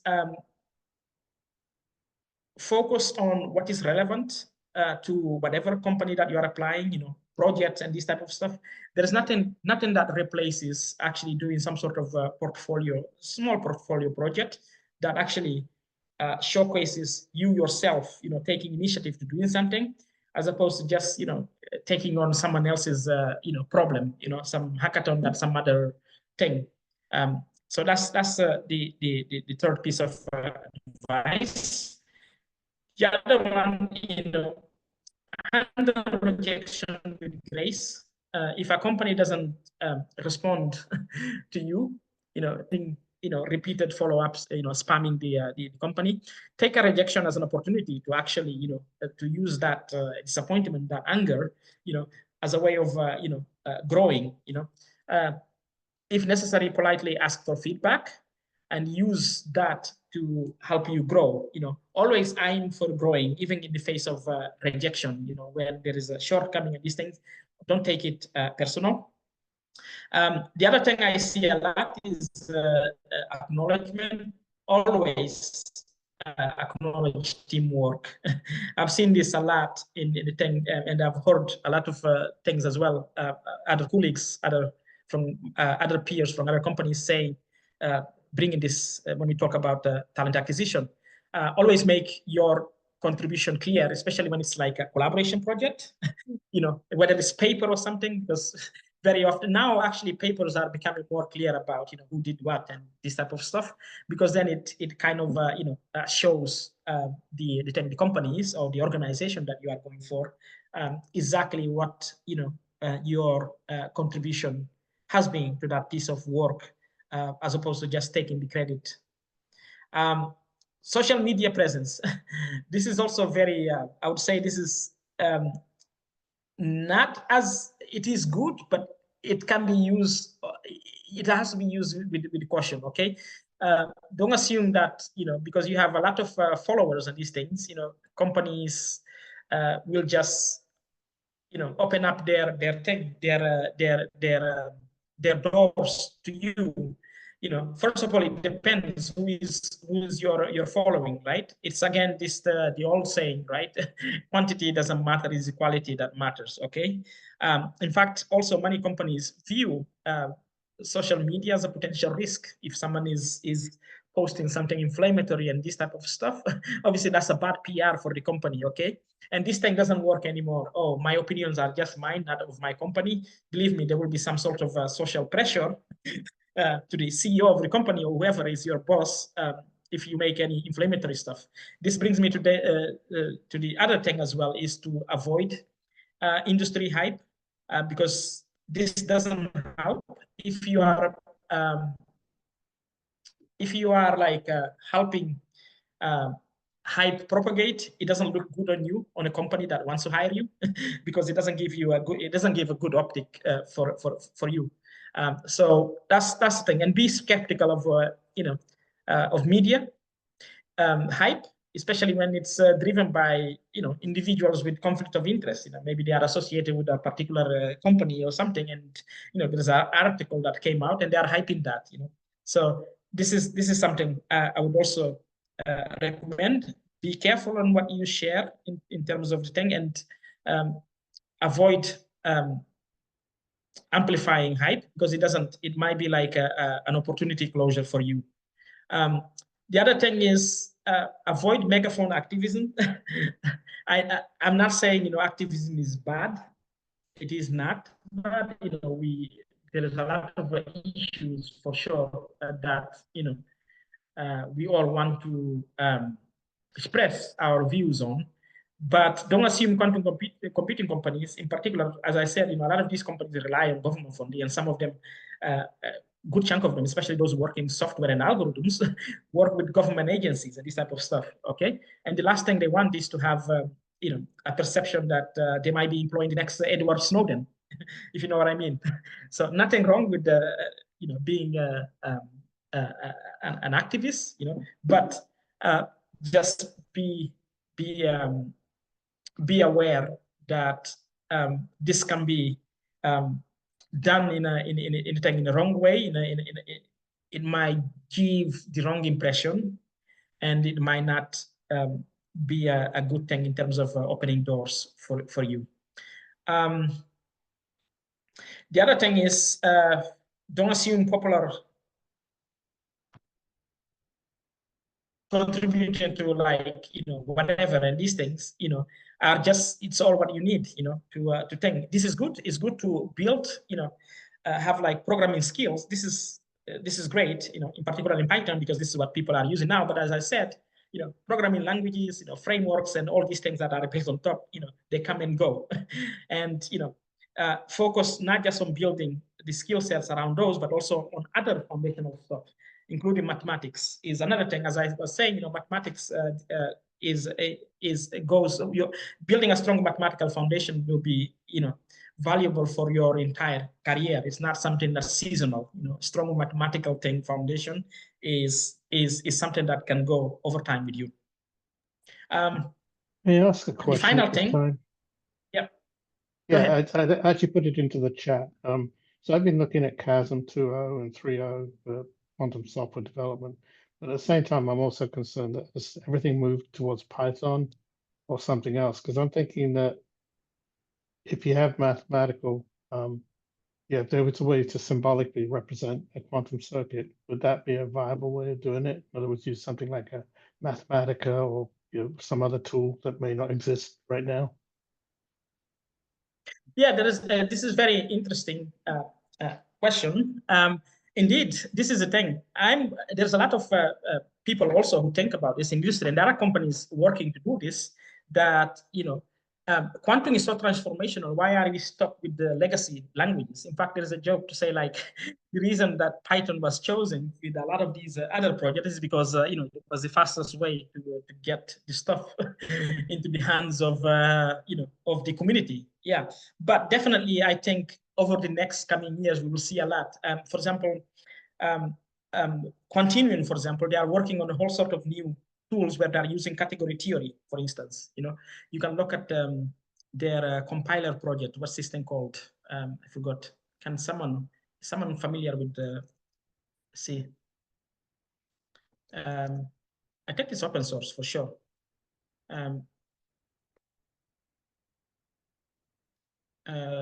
Source compiler.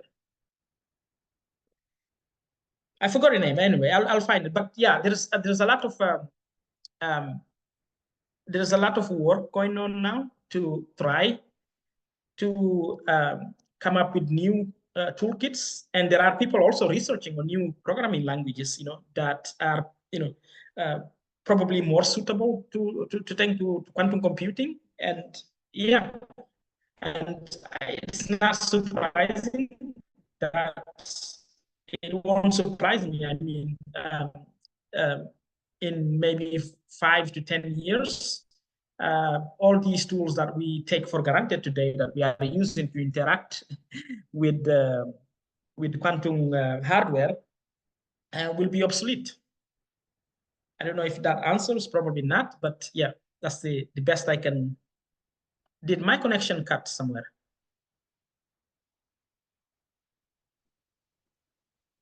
Sorry, I think it was verified. I think yes. I think we understood everything. But yeah, if there are some questions, people can ask to clarify. But I think it was good. So there are some technical issues indeed, but I think we are able to understand what you are saying. Okay, yeah. So just a final point before I stop sharing and we go back to discussion, if there's any more extra time, is ignore what I have been saying. Make the decision for yourself. After all, it's your life. You can hear what other people say, and what other people think. But at the end of the day, you have to own your own destiny. So make the decision that reflects best your own interest. So that's it.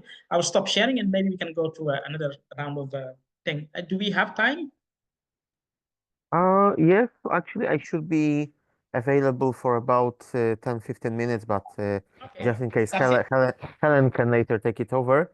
Yes, and Helen said that she can keep the Zoom session on until there are no more questions. So So yeah, so she Okay, can stay here.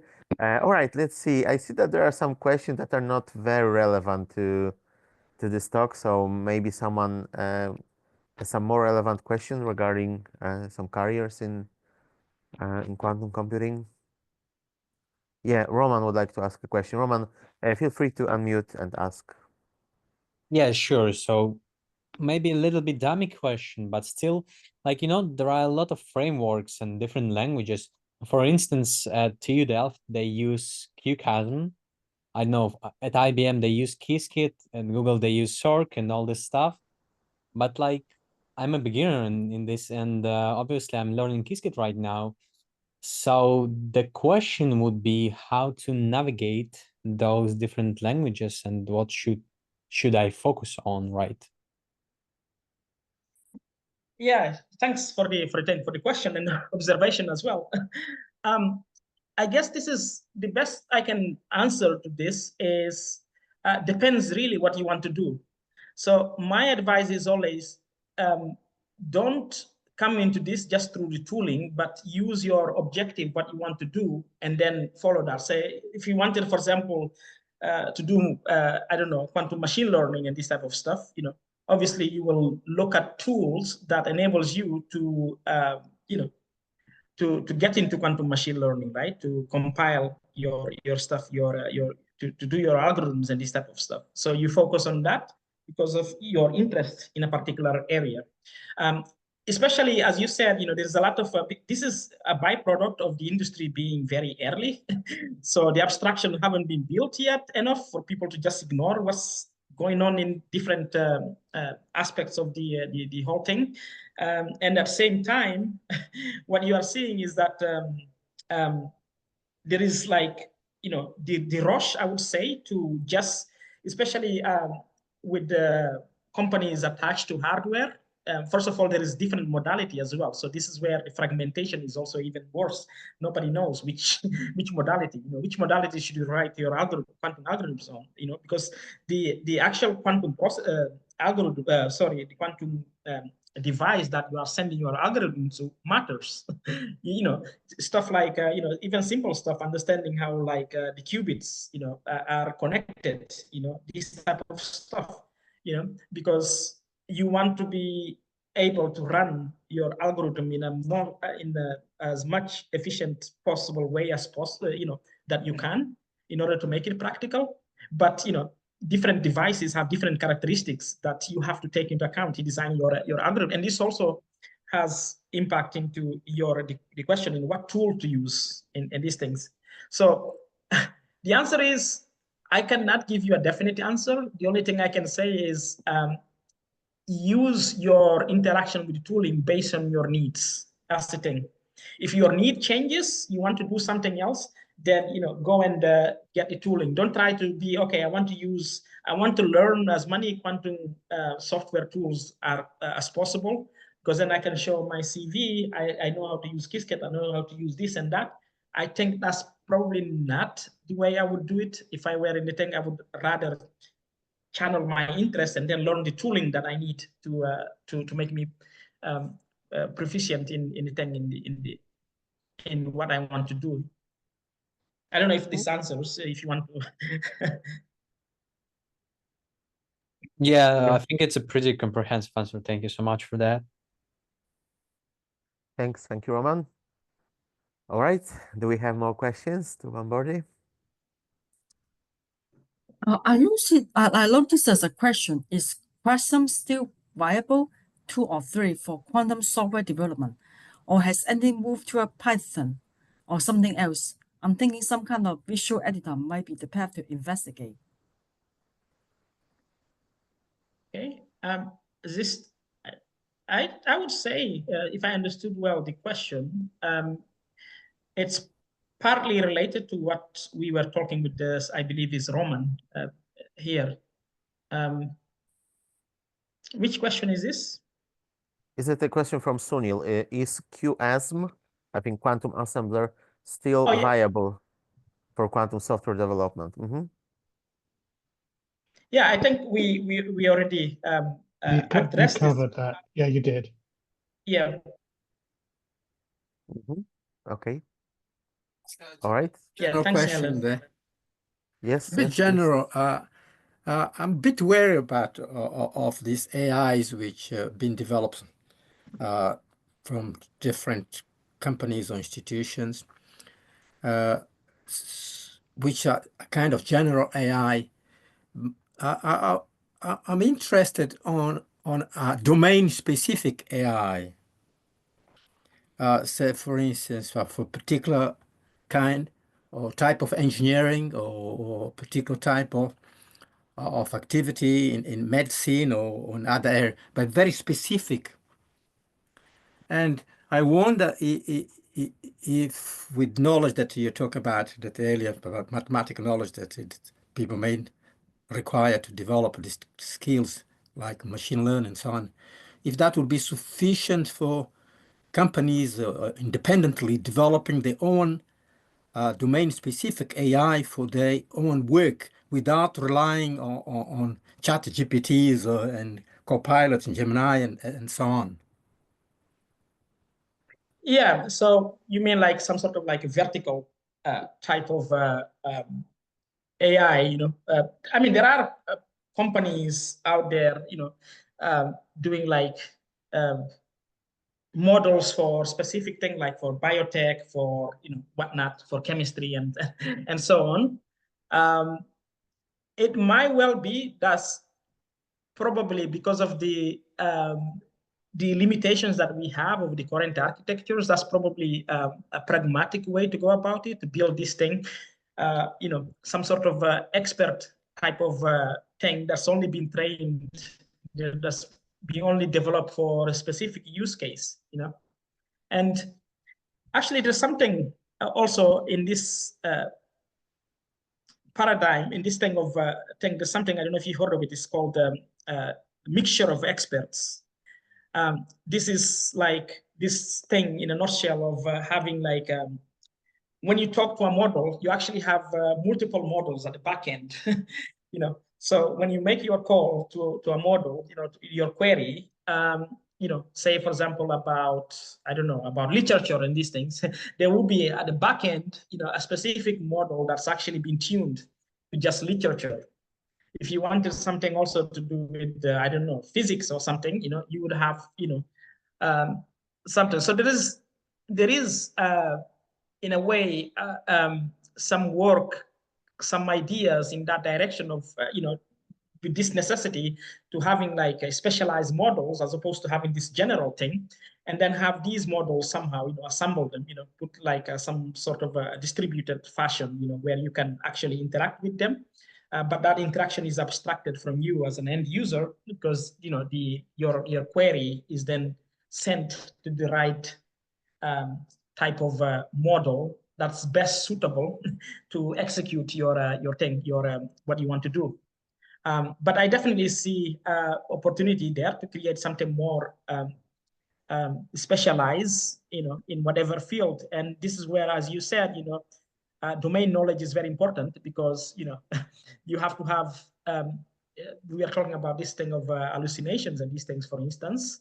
The only way you can know that a machine has outputted something wrong is for you to be an expert on that, right? To say, okay, there's something wrong in here, and then being able to think. So there is definitely an opportunity, and I don't think these big AI labs like OpenAI and the others, they will be able to do this because it's very costly. They would have to have experts in every field to just detect. That's very costly. and never mind, they already like, their cost in terms of procuring GPU power is already sky high. But one of the things I do is I download the AI model to my own local machine. I got a fairly beefy machine. And then I'll run everything locally and use RAG to supplement that model. So I'll pick papers from ArcSci-V and so forth. The one nice thing about that is it is all local, so I'm not giving anything to any other company doing that. And if you actually look at what companies are doing today, they are using AIs, but they're using AIs locally within their own domain. They're not saying, they're absolutely forbidding going out to OpenAI or some of the other publicly available APIs. and that's because they don't want to have leakage of information. And that's a very important thing to consider. Yeah, thanks for the input. Yeah, we are definitely seeing that a lot of companies are not rushing to using something hosted by someone else. There's all this debate, for example, about people saying about DeepSeek versus others. Oh, because it's hosted elsewhere, it's not anything. Well, it's the same thing. Who to tell you that OpenAI doesn't will not abuse your data as well? Make it so yeah.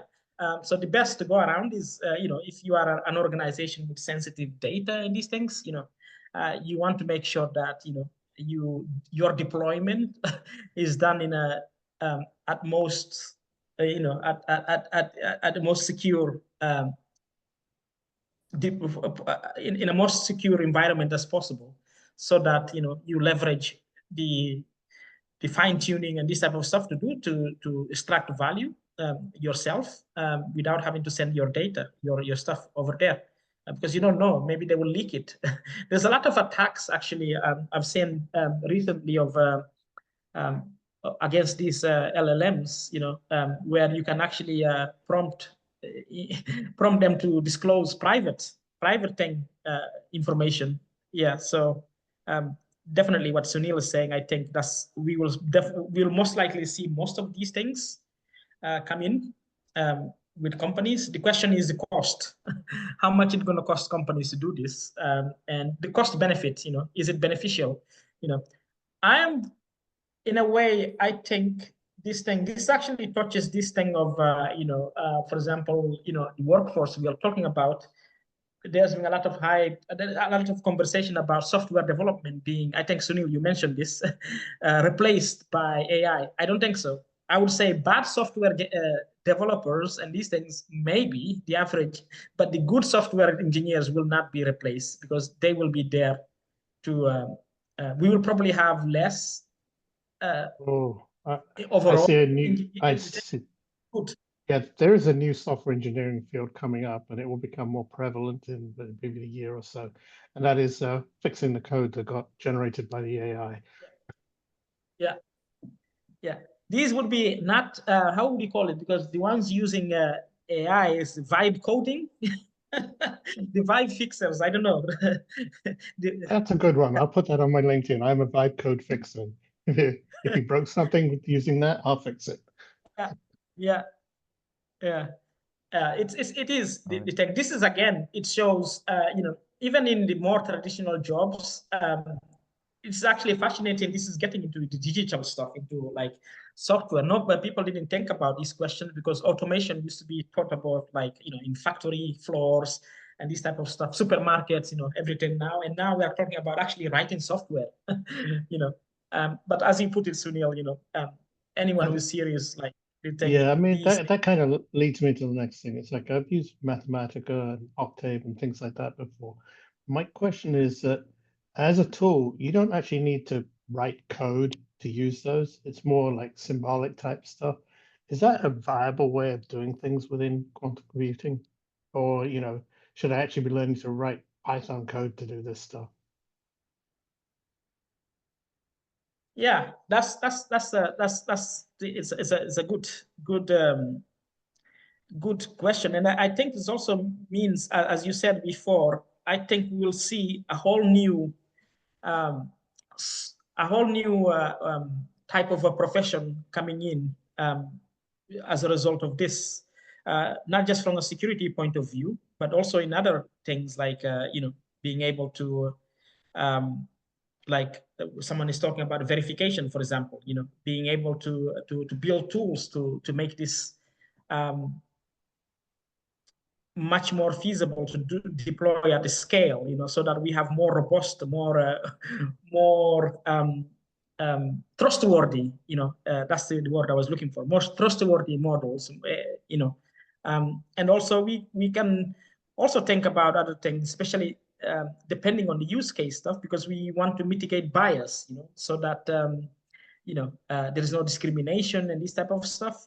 That's why I was recently, I saw someone publish my feed again, I don't remember, someone about a paper or something. They apparently developed an algorithm that can detect, looking at your face and your physical appearance, to detect whether you will be a criminal or not. Which is like, yeah, I was like, yeah, I hope they didn't get the thing from the prison population, because obviously, we know from historical point of view, there's a lot of people who, it will affect a lot of people that, sorry, I just saw something pop in before. Yeah. So yeah, basically, I think there is a lot of opportunity there to make these things, these tools, to be used in a more responsible manner, but also to have some sort of visibility and governance, and be able to hold the people who build these tools a little bit more accountable for this. That's what I wanted to say. Borde, could I put in a quick comment? Yeah, go ahead. There are some fantastic applications of neural nets and AI in science that have been going on years before the LLM stuff came up. And I just want to plug that when you use things like neural nets in a focused, domain-specific, human-guided, always human-guided fashion, they can do things no human could possibly do. If you see these pictures of black holes, that is a result of neural net applications on astronomical data that no human could possibly process. That's powerful use of AI. And I just want to put that as a contrast, because those parts of AI have been eclipsed and often forgotten because of all this LLM stuff going on, which is almost the opposite, because the LLM tries to instruct you based on probabilities, and that's a much more precarious thing. So I just want to put in, like, there's some really great AI stuff out there and some good potentials. Yeah. All right, guys. So unfortunately, I need to go, but I agreed with Helen that she will take over the further moderation, because I see that there's probably still some interesting questions. So Is there any question I missed? Yes, I think there are still some questions on the chat. So maybe I will ask one more before I go.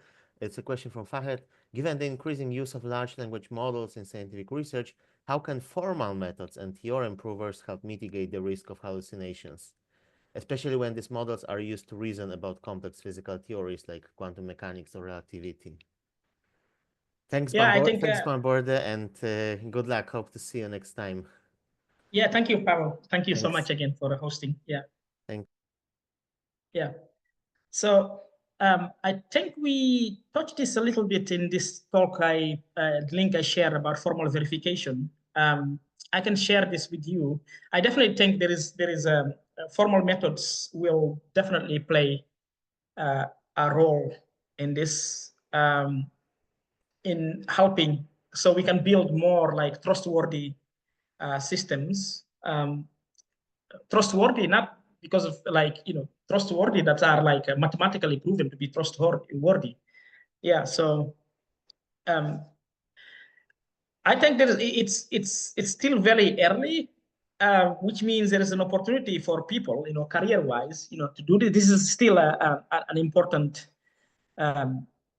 field, but as you know, most often when something new comes in, people rush, people forget about the thing is like move fast and break things, and then later, people try to fix stuff. But definitely, I think if you were interested in this, is definitely something that I would recommend. If you wanted to do this, explore formal methods for trustworthiness. I actually have a connection of mine. He has this company. Let's see, what's the name? It's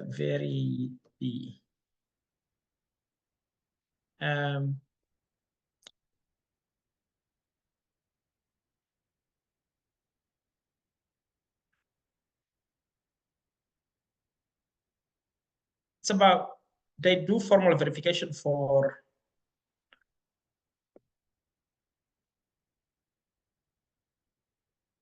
this company for software, but they have been increasingly very interested in also moving into more of for things for machine learning, AI stuff. Yeah.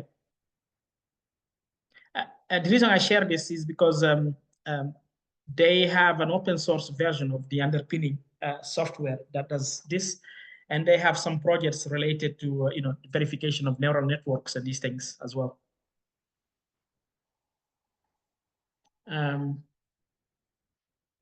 Yeah, formal methods are also useful in George. Thank you. In classical programming. Yeah.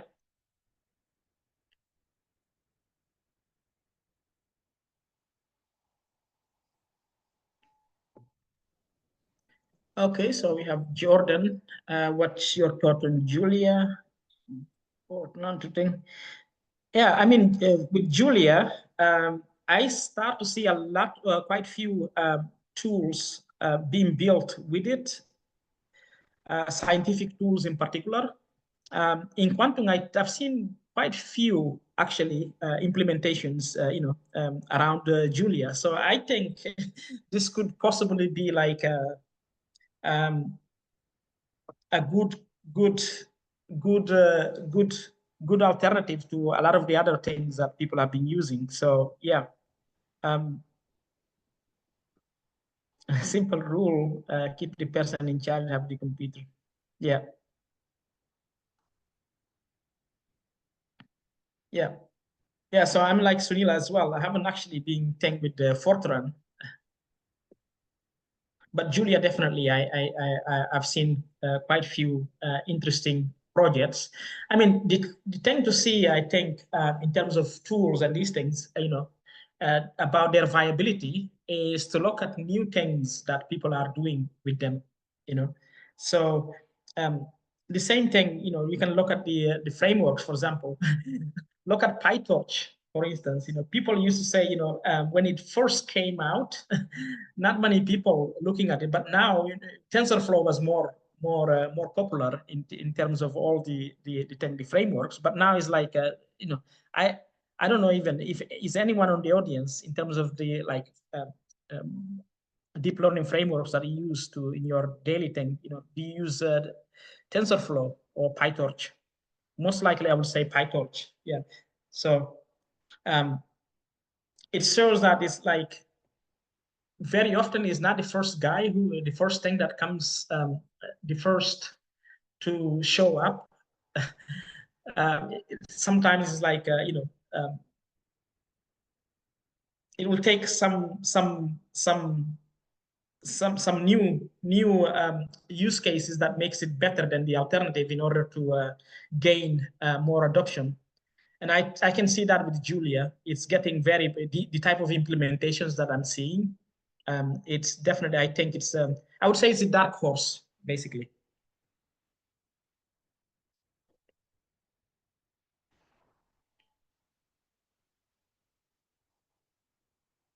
Is there any other question I see I have missed? Can I ask a question? Hello? Yeah, go ahead, please. Yeah. Yes, has anyone here done any EPR or EPRB experiments? Oh, this is for physicists. Any physicists on the audience want to comment on?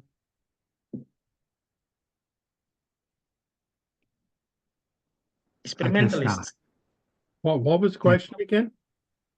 Has anyone done any EPR or EPRB, the spooky action at a distance stuff? Has anyone done that? I'm interested in the post-processing that they do.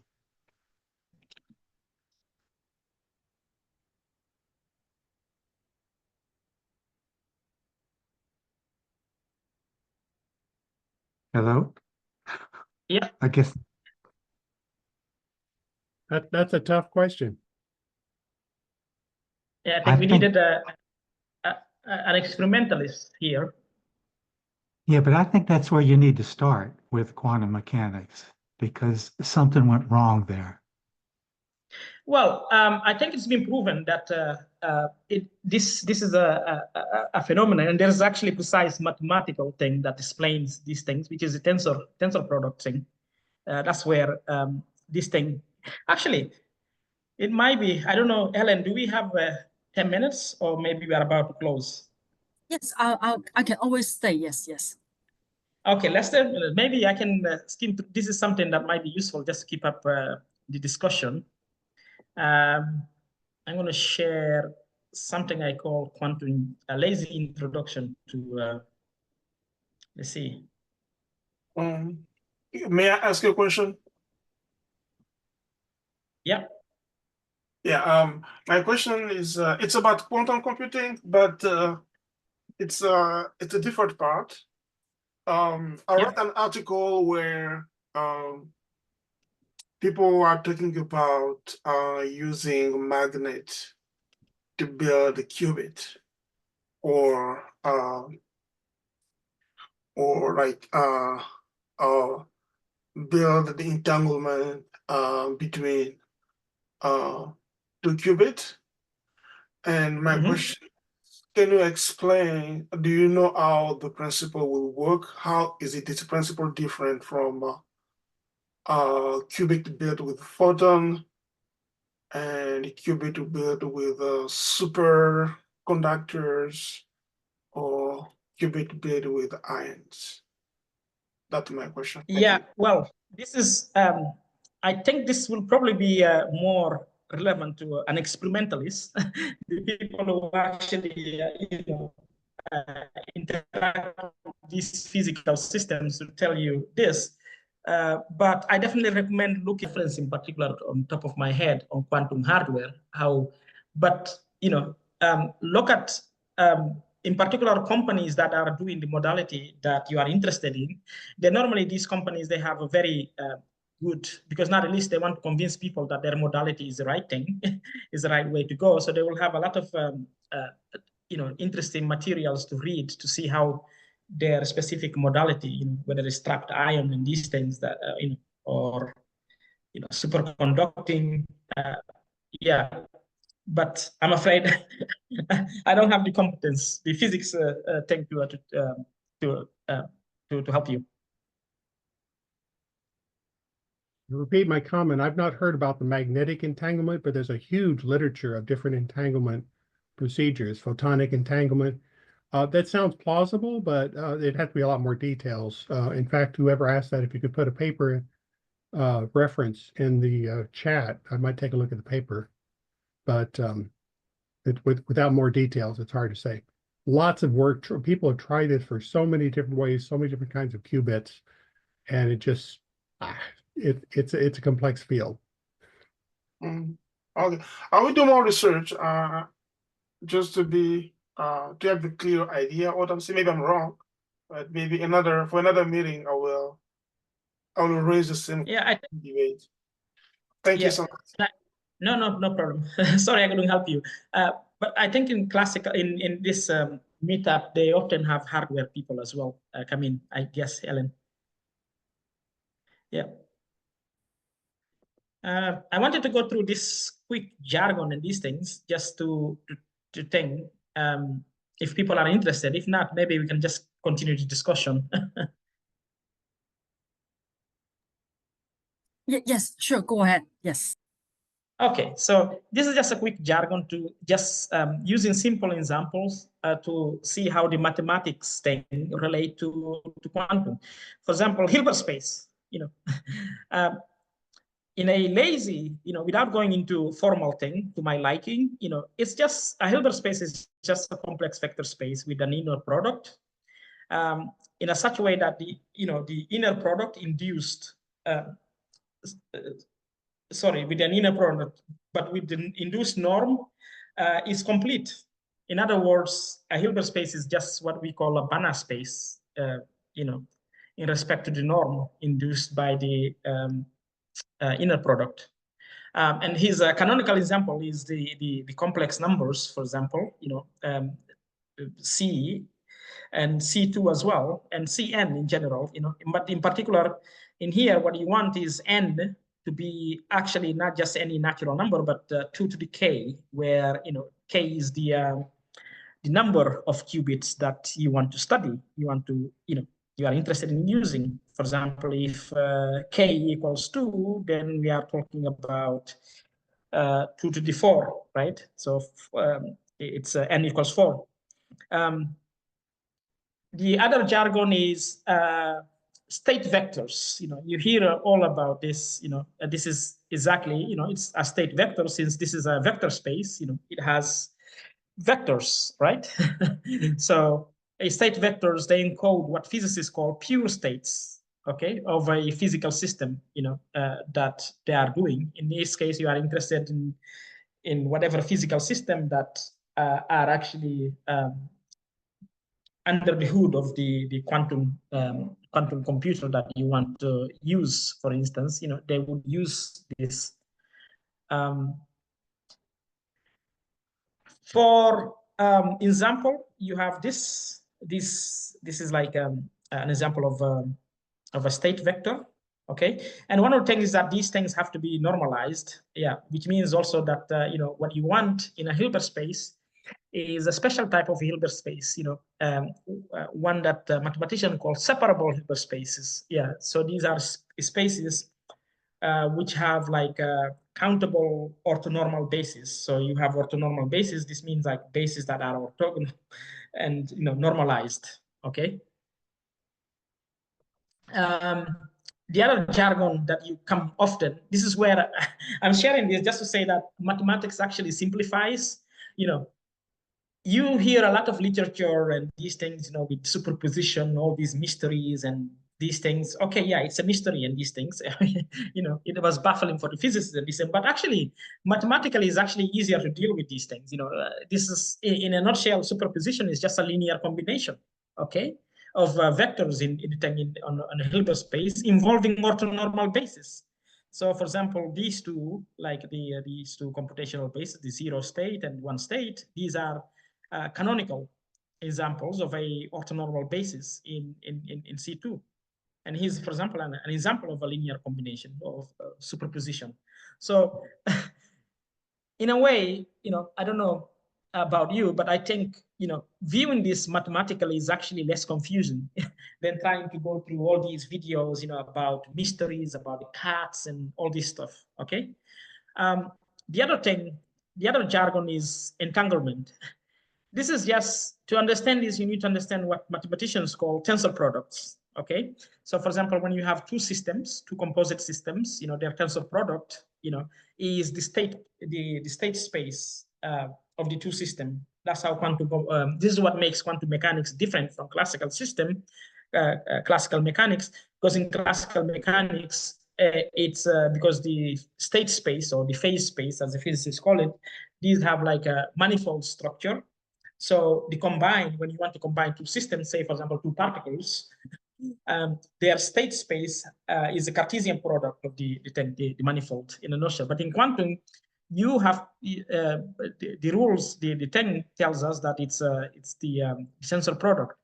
And this fact is very interesting because this is what leads to entanglement, because mathematically, there are states that cannot be factored into this form. These are the ones that are called entangled states. Okay, so if you understand, tensor products, what tensor products are in vector space, in this case, in Hilbert spaces, entanglement will not be this mysterious stuff and these things. It's just states that cannot be factored into this form. Okay, here are some examples. Well, this one is a little bit more technical, self-adjoint operator, but physicists use Hermitian. Yeah, let's use Hermitian because we are dealing with finite dimensional spaces, so that's okay. These are important because physical systems physical quantities like energy, physicists call it the Hamiltonian, these are encoded into Hermitian operators, and the reason for that is because the people who formulated quantum theory, they needed the eigenvalues of this, in a nutshell, the eigenvalues to be real numbers, right? Because you measure real numbers, right? That's when you put an experiment or something, the output is always a real number, right? So they needed the eigenvalues to be real, because the results of the experimental stuff have a relationship with the eigenvalues of these operators. That's why they have to be Hermitian. This is, I'm talking obviously in the case here when the thing you have like dealing with discrete stuff, but for continuous stuff, you also is the same thing. You have like the spectrum. You deal with the spectrum of the operators. That's where your experimental stuff lie. The other thing is unitaries. You know, these are like, this is where group theory comes in, because these are special type of operators, and they form a group. This is the reason why quantum computing is, unlike classical computing, quantum computing is reversible, is because of the group structure. Okay, because every unitary, you know, every quantum gate, you know, is reversible. You can do it and undo it through its inverse. So that's it. That's all I wanted. So the reason I'm sharing this is for you to see, to convey the idea that sometimes, actually, most of the times, these things get more simplified if you understand the mathematics. Okay, so you are not relying on some random video animation that only adds confusion, then, you know, actually getting you understand what's going on. Okay, so with that, this is if there are, I don't know if there are any questions. I hope you could see, especially with this thing, the last part here I was trying to convey is that the more mathematics is actually not inconvenient. It's something very convenient to have, because mathematics brings clarity, and clarity brings understanding. So this is the key message that I wanted to convey here. You know, try to not run away from mathematics, but embrace mathematics, because mathematics will bring more clarity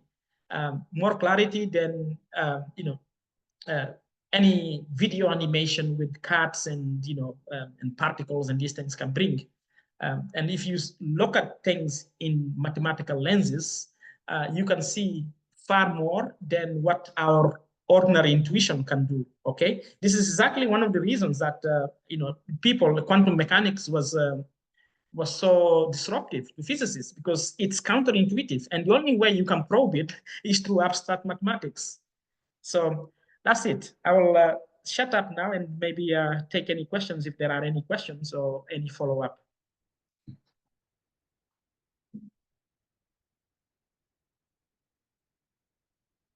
Yes, I will share the slides to everyone. Yes. Yeah, go ahead. I think Roman has raised the hand.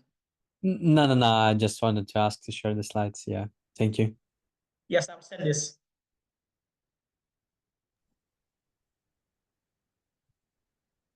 Okay, so I don't know. We don't want to hold on Helen as well as a thing, but yeah, I don't know how many people are in. Anyone wants to add anything or ask any questions? Feel free. It's free hour. I noticed Shunil was asked a question earlier. I'm not sure it's been answered. Shunil asked, I have a question regarding to the use of Mathematica for gaining a better understanding for quantum circuits, not using Python, but using math notation to feed Mathematica. Thoughts? It's an early question from Sunil. Sunil was already on the thing. Are you still with us, Sunil? I am. It kind of got answered, but it's very interesting that the question I'm asking myself is, why do I have to write reams of code in order to solve a problem when I could solve it mathematically? Yeah, that's interesting, because, you know, very often this is the thing when you is actually, how do you go about it? You know, solve the thing mathematically and then implement the code. This shows more like a deeper understanding of the thing, as opposed to, like, I see a lot of people just you know, trying to write some random algorithm, you know, using these tools, whether Qiskit or something, and then, you know, hope for the best that the thing will run. Or if they are lucky, obviously, their extremely inefficient circuit will run on a quantum simulator, but then when you want to actually run it on a real thing, then it doesn't. You know, this is where mathematics becomes, you know, the in a way, like the guidance, you know, to knowing ahead of time whether you have something efficient that could actually be, you know, useful to run on a real quantum device, as opposed to just hoping for the best, I would say.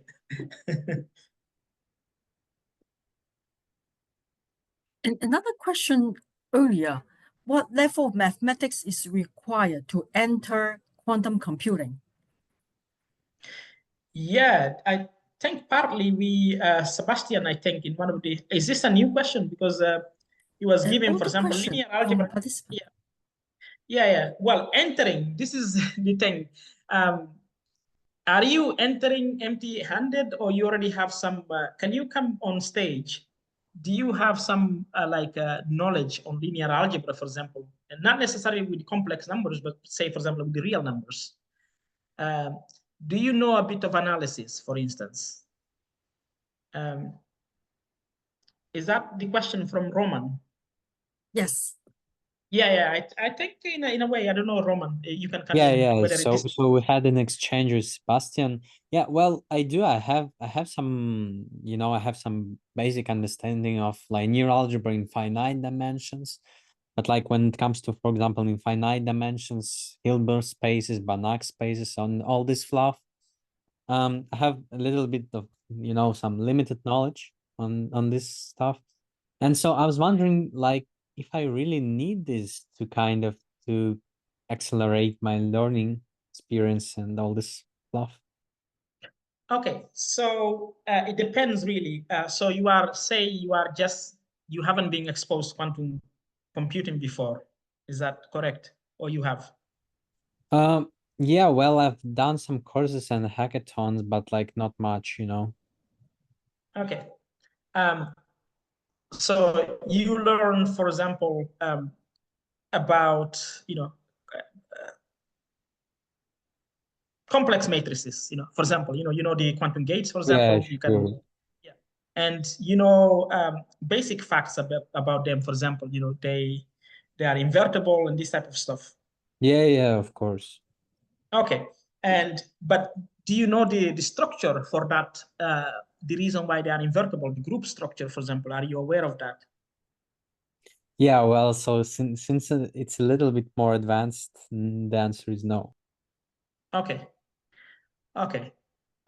Do you know, this is obviously it's yes, you'll know how to perform operations in these in quantum in matrices, right? And this type of stuff. Mm-hmm.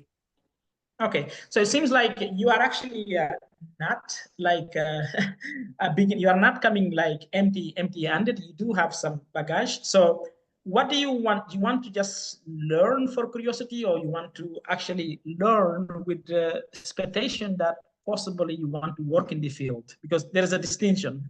The level of level of mathematics that you want, depends on your level of ambition, basically. Yeah, well, I expect to do it someday, but like maybe not this year, not the next year, maybe in 5 or 10 years. Okay, in that case, let's say you do have a lot of time. Yeah, but if you really wanted to take this serious, because you already have some basic stuff, understanding, and the thing also, a lot of the mathematics that you learn in pertinent quantum is also relevant to other areas. So by learning it, you are actually, for example, if you learn group theory, group theory is also useful to machine learning stuff. We are talking about geometric deep learning. So you are arming yourself with the knowledge that even if quantum computers don't end up working, you can go into other fields where these things are used. So group theory is definitely something that I recommend you to start with, to learn as well. Topology as well.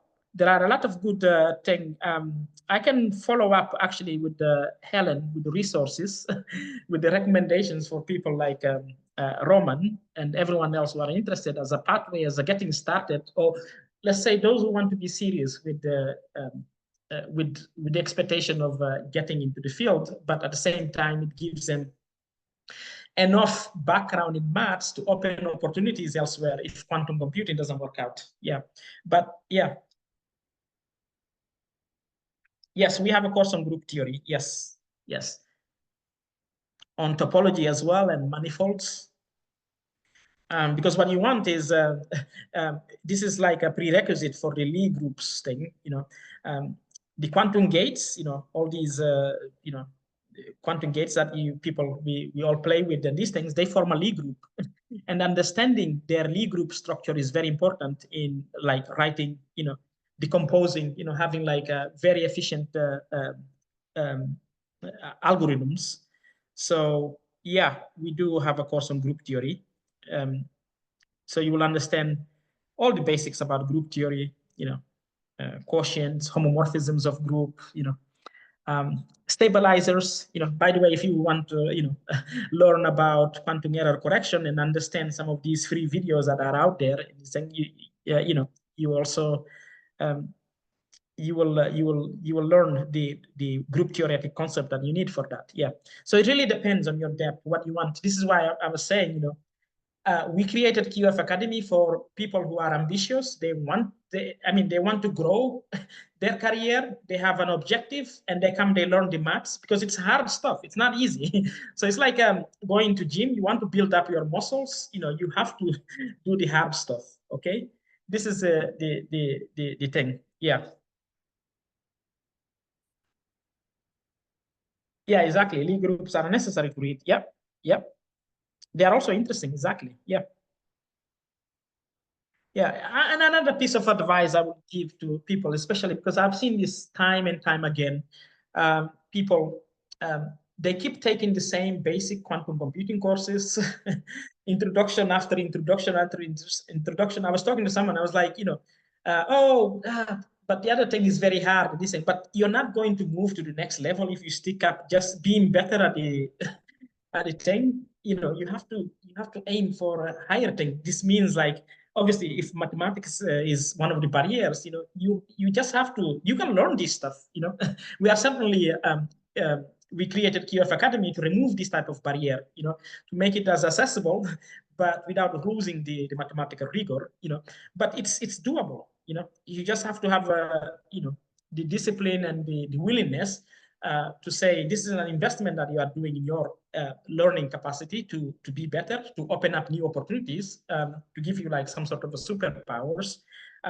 It's not easy. You have to, really dedication, discipline, block everything, and find time to study, solve problems and these things. And then, you will start to see the results. You will start suddenly to understand some papers that you didn't think you would understand.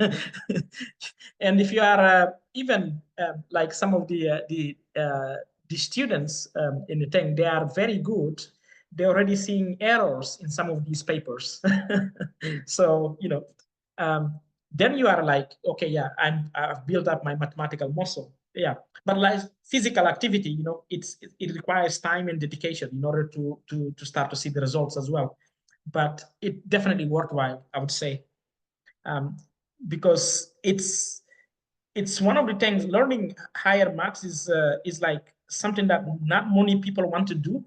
So that itself means like there's more opportunity for people who want to do it. So that's it. That's the I guess my final incentive for you guys. I'm sure you will find the motivation elsewhere. Also, just for intellectual curiosity as well. As Terry was saying, yeah, it's these things are all interesting. Yeah. Yeah. Shoot higher. Excuse me. I have one more question. Yeah. Go ahead. Yeah, I think earlier you mentioned about when talking about guide how to start, which when you talk about finding your niche or something, quantum computing, stuff like that. You mentioned about I think it was the relevance of doing a hackathon to, for example, to grow or like build your portfolio. And my question is that a good idea to participate in hackathon in order to build your portfolio? Or is it a bad idea, or there's better strategies we can use than participating in hackathon in order to build your portfolio or be marketable in the market? Yeah. Yeah. First of all, I probably misspoke. I'm not saying hackathons are bad, but they need to be used in a way. The way I would do it is I would use them as a way of practicing, but not necessarily to use it as, to put it as my portfolio to tell to employer, look, I scored this in this hackathon and these things, that's the thing. But definitely, I think what is more worthwhile is actually, building up your portfolio, you finding a problem by yourself, because it tells the employer, the potential employer, that you've been thinking about these things. It's not someone who just said, hey, do this, whisper into your ear, here's a problem that you could solve, and you go there and do it.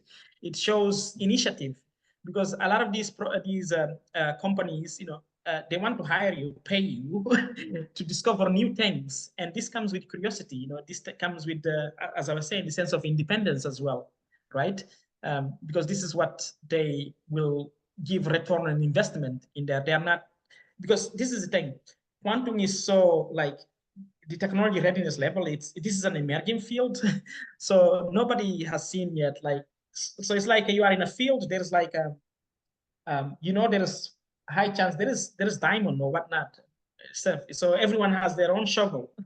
So as a company, what you want is to empower the individual people to go there and try to be as much creative as possible, as independent as possible, to try to find something, as opposed to having follow the herd. Everyone stay here and do this, explore this particular area and then move to the next. I think most companies are, especially the ones that are really serious in finding something non-trivial, are probably looking for independent people, and having a portfolio that hints at that will definitely help more than, oh, I participated in this hackathon by company XYZ that gave this problem and I scored or whatnot. So yeah, so that's my personal opinion. Someone else might obviously have a different, might disagree, but I definitely, at least for me, if I have two people, one participated in a hackathon by company XYZ and scored whatever, and the other one look at a very interesting problem that I actually didn't think about, but I find it very interesting, and I look at they are it's not perfect what they have, but it shows a high degree of creativity, of independent thinking. I would hire that person, not the person who who scored whatever in the tech in hackathon. First of all, the problem is that the hackathons give you, they are not, most of them are trivial, right? If you can solve it, everyone else can solve it, right? So yeah, so that's the best I can say. I don't know if I hope I given some answer to it, but yeah. Yeah, thank you so much. I do appreciate that. Thank you. Yeah, I see some comment here also. Yeah, I agree, Maya. You really need to love quantum, not just learn it because of hype. Yeah, I will add to this. I've seen a lot of young people come in. Oh, I want to go to quantum because it's cool, or start a quantum startup because it's cool.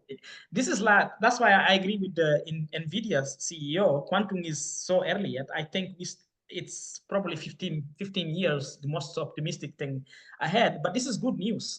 It means there's an opportunity. It's not too late. The hype that you see might give you the wrong impression that, it's already been figured out. You have company X, these are leaders and these things. If I don't get to this company, then, I don't have anything.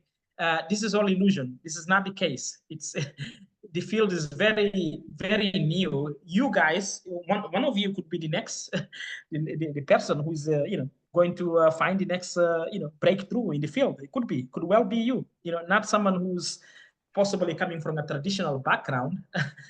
Maybe because you are coming from a different background, you think more outside box, then you are less subjected to the herd mentality. Everyone is going for the same thing. Yeah. So yeah. So by no means, look at the hype and believe that it's too late. It's actually too early, I think. Not too early in the negative sense, but I mean it's still early. It's still opportunity for people to come in the field. And also, one thing you should note is companies that are perceived as leaders today might not be the companies that are actually in the next 10, 15 years will actually be around, be leading. It could be one of you in the audience here, starting a new company and you become the leader, not another company that has been doing it for, like, I don't know, 20 years or something. So yeah. So definitely I agree with Maya. You really need to love the subject, not just learn because of what you see on the thing, on the hype. Because what will happen is your motivation will just be the hype, not the actual thing that should be driving you. You know, the curiosity, the actual passion for it. You know, and then when you get bad news because the company doesn't want to hire you, or you didn't get this opportunity to do PhD in whatever, you lose the motivation. Yeah, because it wasn't. If it's really your passion, you are really, as Maya is saying, you love it. You have to fight for it, and you need to build up your skill sets to put you in a position where you can unlock opportunities, break barriers. And we certainly think mathematics is one of way of doing it. That's my pitch to you.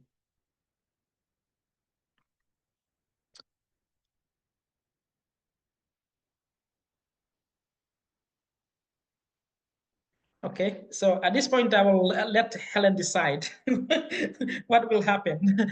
Because if anyone wants to jump in, Helen is been very you've been very patient.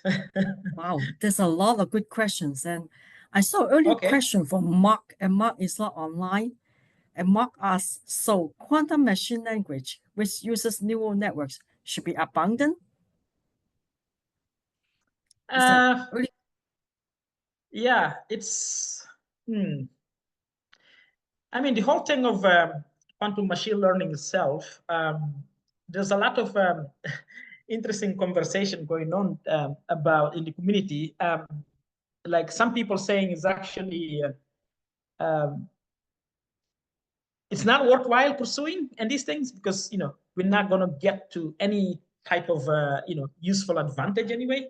But there are some results that show, or at least hints at the counter argument that it's actually a very interesting field that can actually help bridge the gap between the classical and the quantum side of things.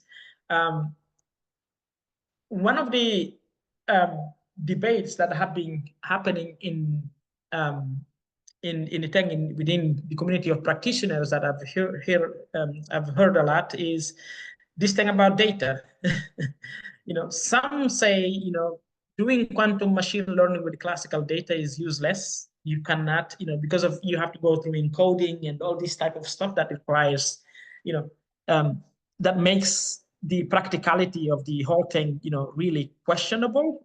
So what you really need is it only worthwhile when you have quantum data, data being generated by this quantum devices directly. But then the problem is these devices are not accessible to everyone yet, like quantum sensors and this type of stuff. But on the other hand, we have a lot of classical data. What do we just throw out? All the thing that these classical devices have been generating for years. The medical, the MRI imaging that scanners, these that have been scanning people, in healthcare and all this other stuff. Probably not. But then this opened up the question that we are very interested. How do you find the effective encoding? Because encoding has been one of the encoding and state preparation has been one of the blockers for the people who are counter argument about usability of doing quantum machine learning with classical data. This is where we think mathematics can actually possibly help. So there is some ideas trying to explore symmetries of the classical data in order to make the encoding and state preparation side of things much more feasible, much more efficient. Yeah. So the answer is I don't know. This is the thing. But there is an argument for both one side or the other. But yeah, it's the jury is out, I would say. With that, I would say one thing to keep in mind, if there's one breakthrough with quantum memory, that changes the whole ball game here, because then, right? So yeah, and another thing also, another area, thanks for putting this, another area that I think could help a lot. This could definitely help make this thing. It will open up a whole new, this possibility of networking multiple quantum processors.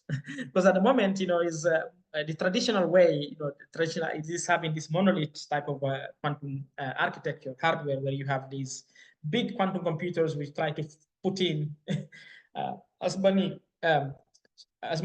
things, as many chips as possible in one thing, But what if you have like multiple smaller quantum processors, and network them together, so they can, you have some sort of you can do like some sort of a distributed computing, you can leverage the networking of these processors, to have, as I say, to do more than what you could to scale better, because it's easier to, well, not easier. I'm just using.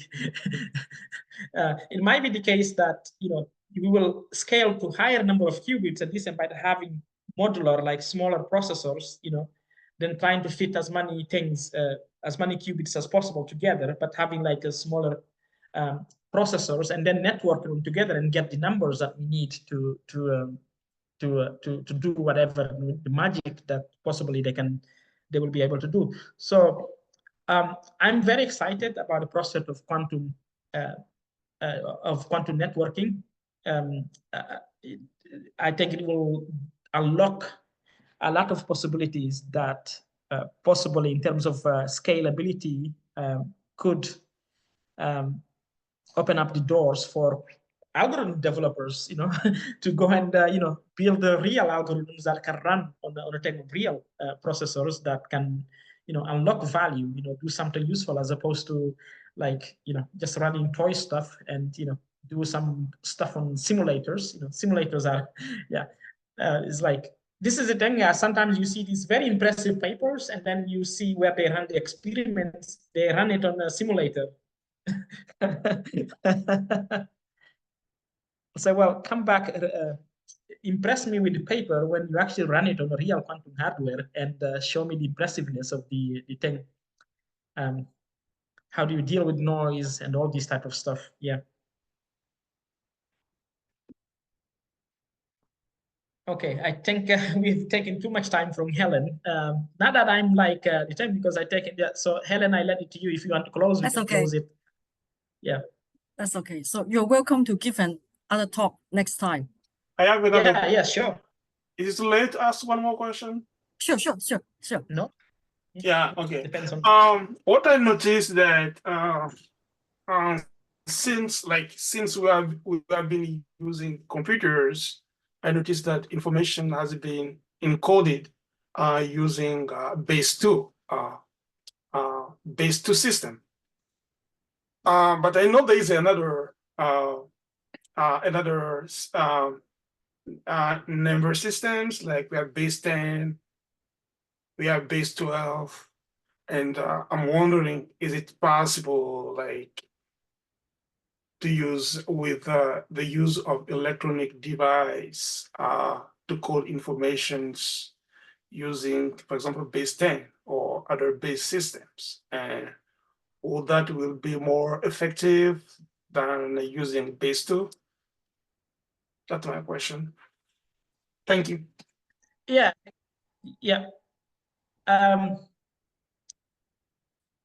I guess is about practicality, right? Okay. I mean, in theory, yeah. In theory, you could devise a system that does, anything that you want. Is actually how do you actually implement that in a way that's useful, but also that is scalable, that enables us to to implement the abstractions that we have right now using the standard way.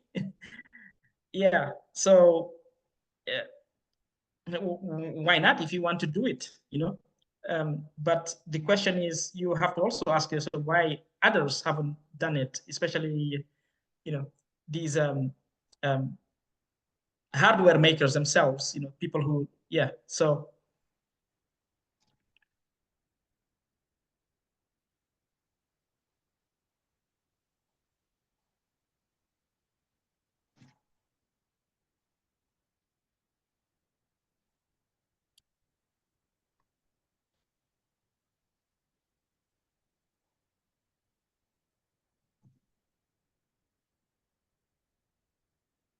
Am I still on? Because I see. We're still here. Yeah. So yeah, thanks, Terry, for putting that about the. Yeah, that's actually a very interesting area, but the research on it was decades ago and has faded out. But there was a lot of Yeah. exploration at that one time. I love the minus two base. That's just so counterintuitive, yet it works beautifully. It gives you larger positive, you get twice as many positive numbers as you do negative numbers. And that's the main reason they abandoned it. But at the circuit level, it actually works quite well. How that could work in with quantum remains an interesting question. Maybe there are some connections nobody's explored. Yeah. Yeah, somebody just asked that, but that's an interesting question because since the research is so old, I think people have not tended to think and say, could we revise and look at that issue again and find combination of bases that are somehow more quantum compatible? People tend to think not because they think of electron spins, but quantum's a lot more complicated than just electron spins. So who knows? Maybe there's some opportunity there. That's an interesting question. Yeah, it becomes, this is the thing comes up about, the freedom to think, to not to think independent, and sometimes come up with crazy ideas that might sound like I mean, when people thought about using nature as a computational thing, it was like very very crazy, right? At the time, I have a story, actually, maybe the final one, Helen. I know you've been very patient. Yeah. So in my old maths school, we have this professor in number theory who used to challenge us to solve RSA problem, because RSA, the company, used to release these challenges to try to factor composite numbers into their prime factors. Yeah. So this was like early 2000s, so a long time ago. And then one day he invited someone to give a talk about quantum computing, in particular about Shor's algorithm, because obviously Shor's algorithm, if we could run Shor's algorithm, we would have won all the prizes. We would be able to factor all these the numbers. Yeah. But at the time, the talk was very interesting. This actually was when I actually got interested into quantum stuff. It was around that time. I was like, this is interesting. But anyway, the guy was giving the talk. He was going through the talk, and there was a physicist in the audience. The physicist went very, I won't say mad, but he was like, like saying like, this is crazy, and this thing, it's all good in theory and this, but you will never be able to build a device that can, do this. And this was like in 2000, I think 2001, if I'm not mistaken. Yeah. And, like now it's like, these devices exist, they are on the thing, on the labs, and it's amazing. So this, basically what I'm saying is, from something that was completely unfeasible, to engineer, to now these things are actually, they exist. They have been engineered. They are not perfect, but there's a lot of progress in making the impossible, what seemed to be impossible at the time, to be now, feasible. And yeah, so by no means crazy ideas, even on the classical thing, to reinvent the whole computing stuff. I think, this should be rewarded. There should be more investment into risky stuff. Unfortunately, I don't see that. In the problem we have is the biggest source for researching stuff has been always government stuff. Private sector hasn't. I mean, there are investors who say they are like, they invest in risk and this thing, but it's not really true. You have to have something. Yeah. But unfortunately, in research, like grants for governments and these things, what we are seeing is a lot of times researchers don't take risk because they have to go with what's trending right now in order to secure the tech grants. And I'm afraid this system is probably killing the possibilities of reinventing some old ideas to make them practical. We have seen a recent example of deep learning was just, many people were dismissing deep learning. because in the 80s and these things, for example, people will say, "This, how are you going to run this?" Because we didn't have access to the compute.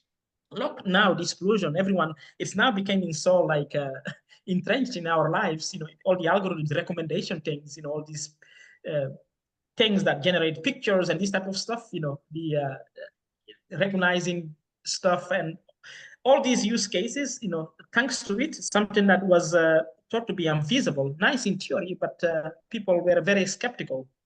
So yeah, so to go back to the point, I definitely think, I agree with you, Terry, that maybe revisiting these things could be interesting. It's interesting. You mentioned about things that are unfeasible. There was a theory in radio communications that you could not compress signals beyond a certain point. And a couple of engineers who didn't know that, they weren't trained in the theory, didn't realize it was impossible, just went ahead and did it anyway and completely smashed the barrier that they thought was there. There had been hidden assumptions, I think within the time domain. They didn't realize compression was possible across time in ways. So people make assumptions, and sometimes just not assuming things is a tremendous benefit. The other really good example is guy rushed into his class. The teacher always had an example on Friday. So he got in late in the class. He wrote down the example he saw on the board, worked on it the weekend, said, "Oh man, this one's really tough." He rated it was a hard one this time, but he knew it was solvable. And then he got back and handed it to the professor, and the professor freaks out and says, "That's an unsolved problem I was showing in mathematics." And his career in mathematics started that way because he didn't realize that he couldn't do it. He just did it. And I just thought that was the most marvelous story. I can't remember the fellow's name, but there's a YouTube video about it. But we put limitations on ourselves, both in terms of assumptions and limitations of what we think we can do. And it's a good idea not to do that. I mean, Einstein's whole career was getting rid of assumptions. That's why, he said, why do we assume this? Why do we assume that? That was the power of what his work was. So these unconscious assumptions are worth examining a little bit. And math can be a powerful tool for doing that. If you get a good formalization going, you can come up with a theory with some insights that you'd never had before, or just a novel idea on how to apply the math. Yeah, no, I completely agree. I think this is the thing, and it's this thing of following herd. As you said, sometimes ignorance is a blessing, or not being in the thing, conventional thing. Not knowing, it actually helps you push the limits. Like the case, if somebody has told them like, don't do this or this thing, discourage them, they would probably not gone and do it, because they would have just given up, because there's this mental barrier basically. Yes. Yeah.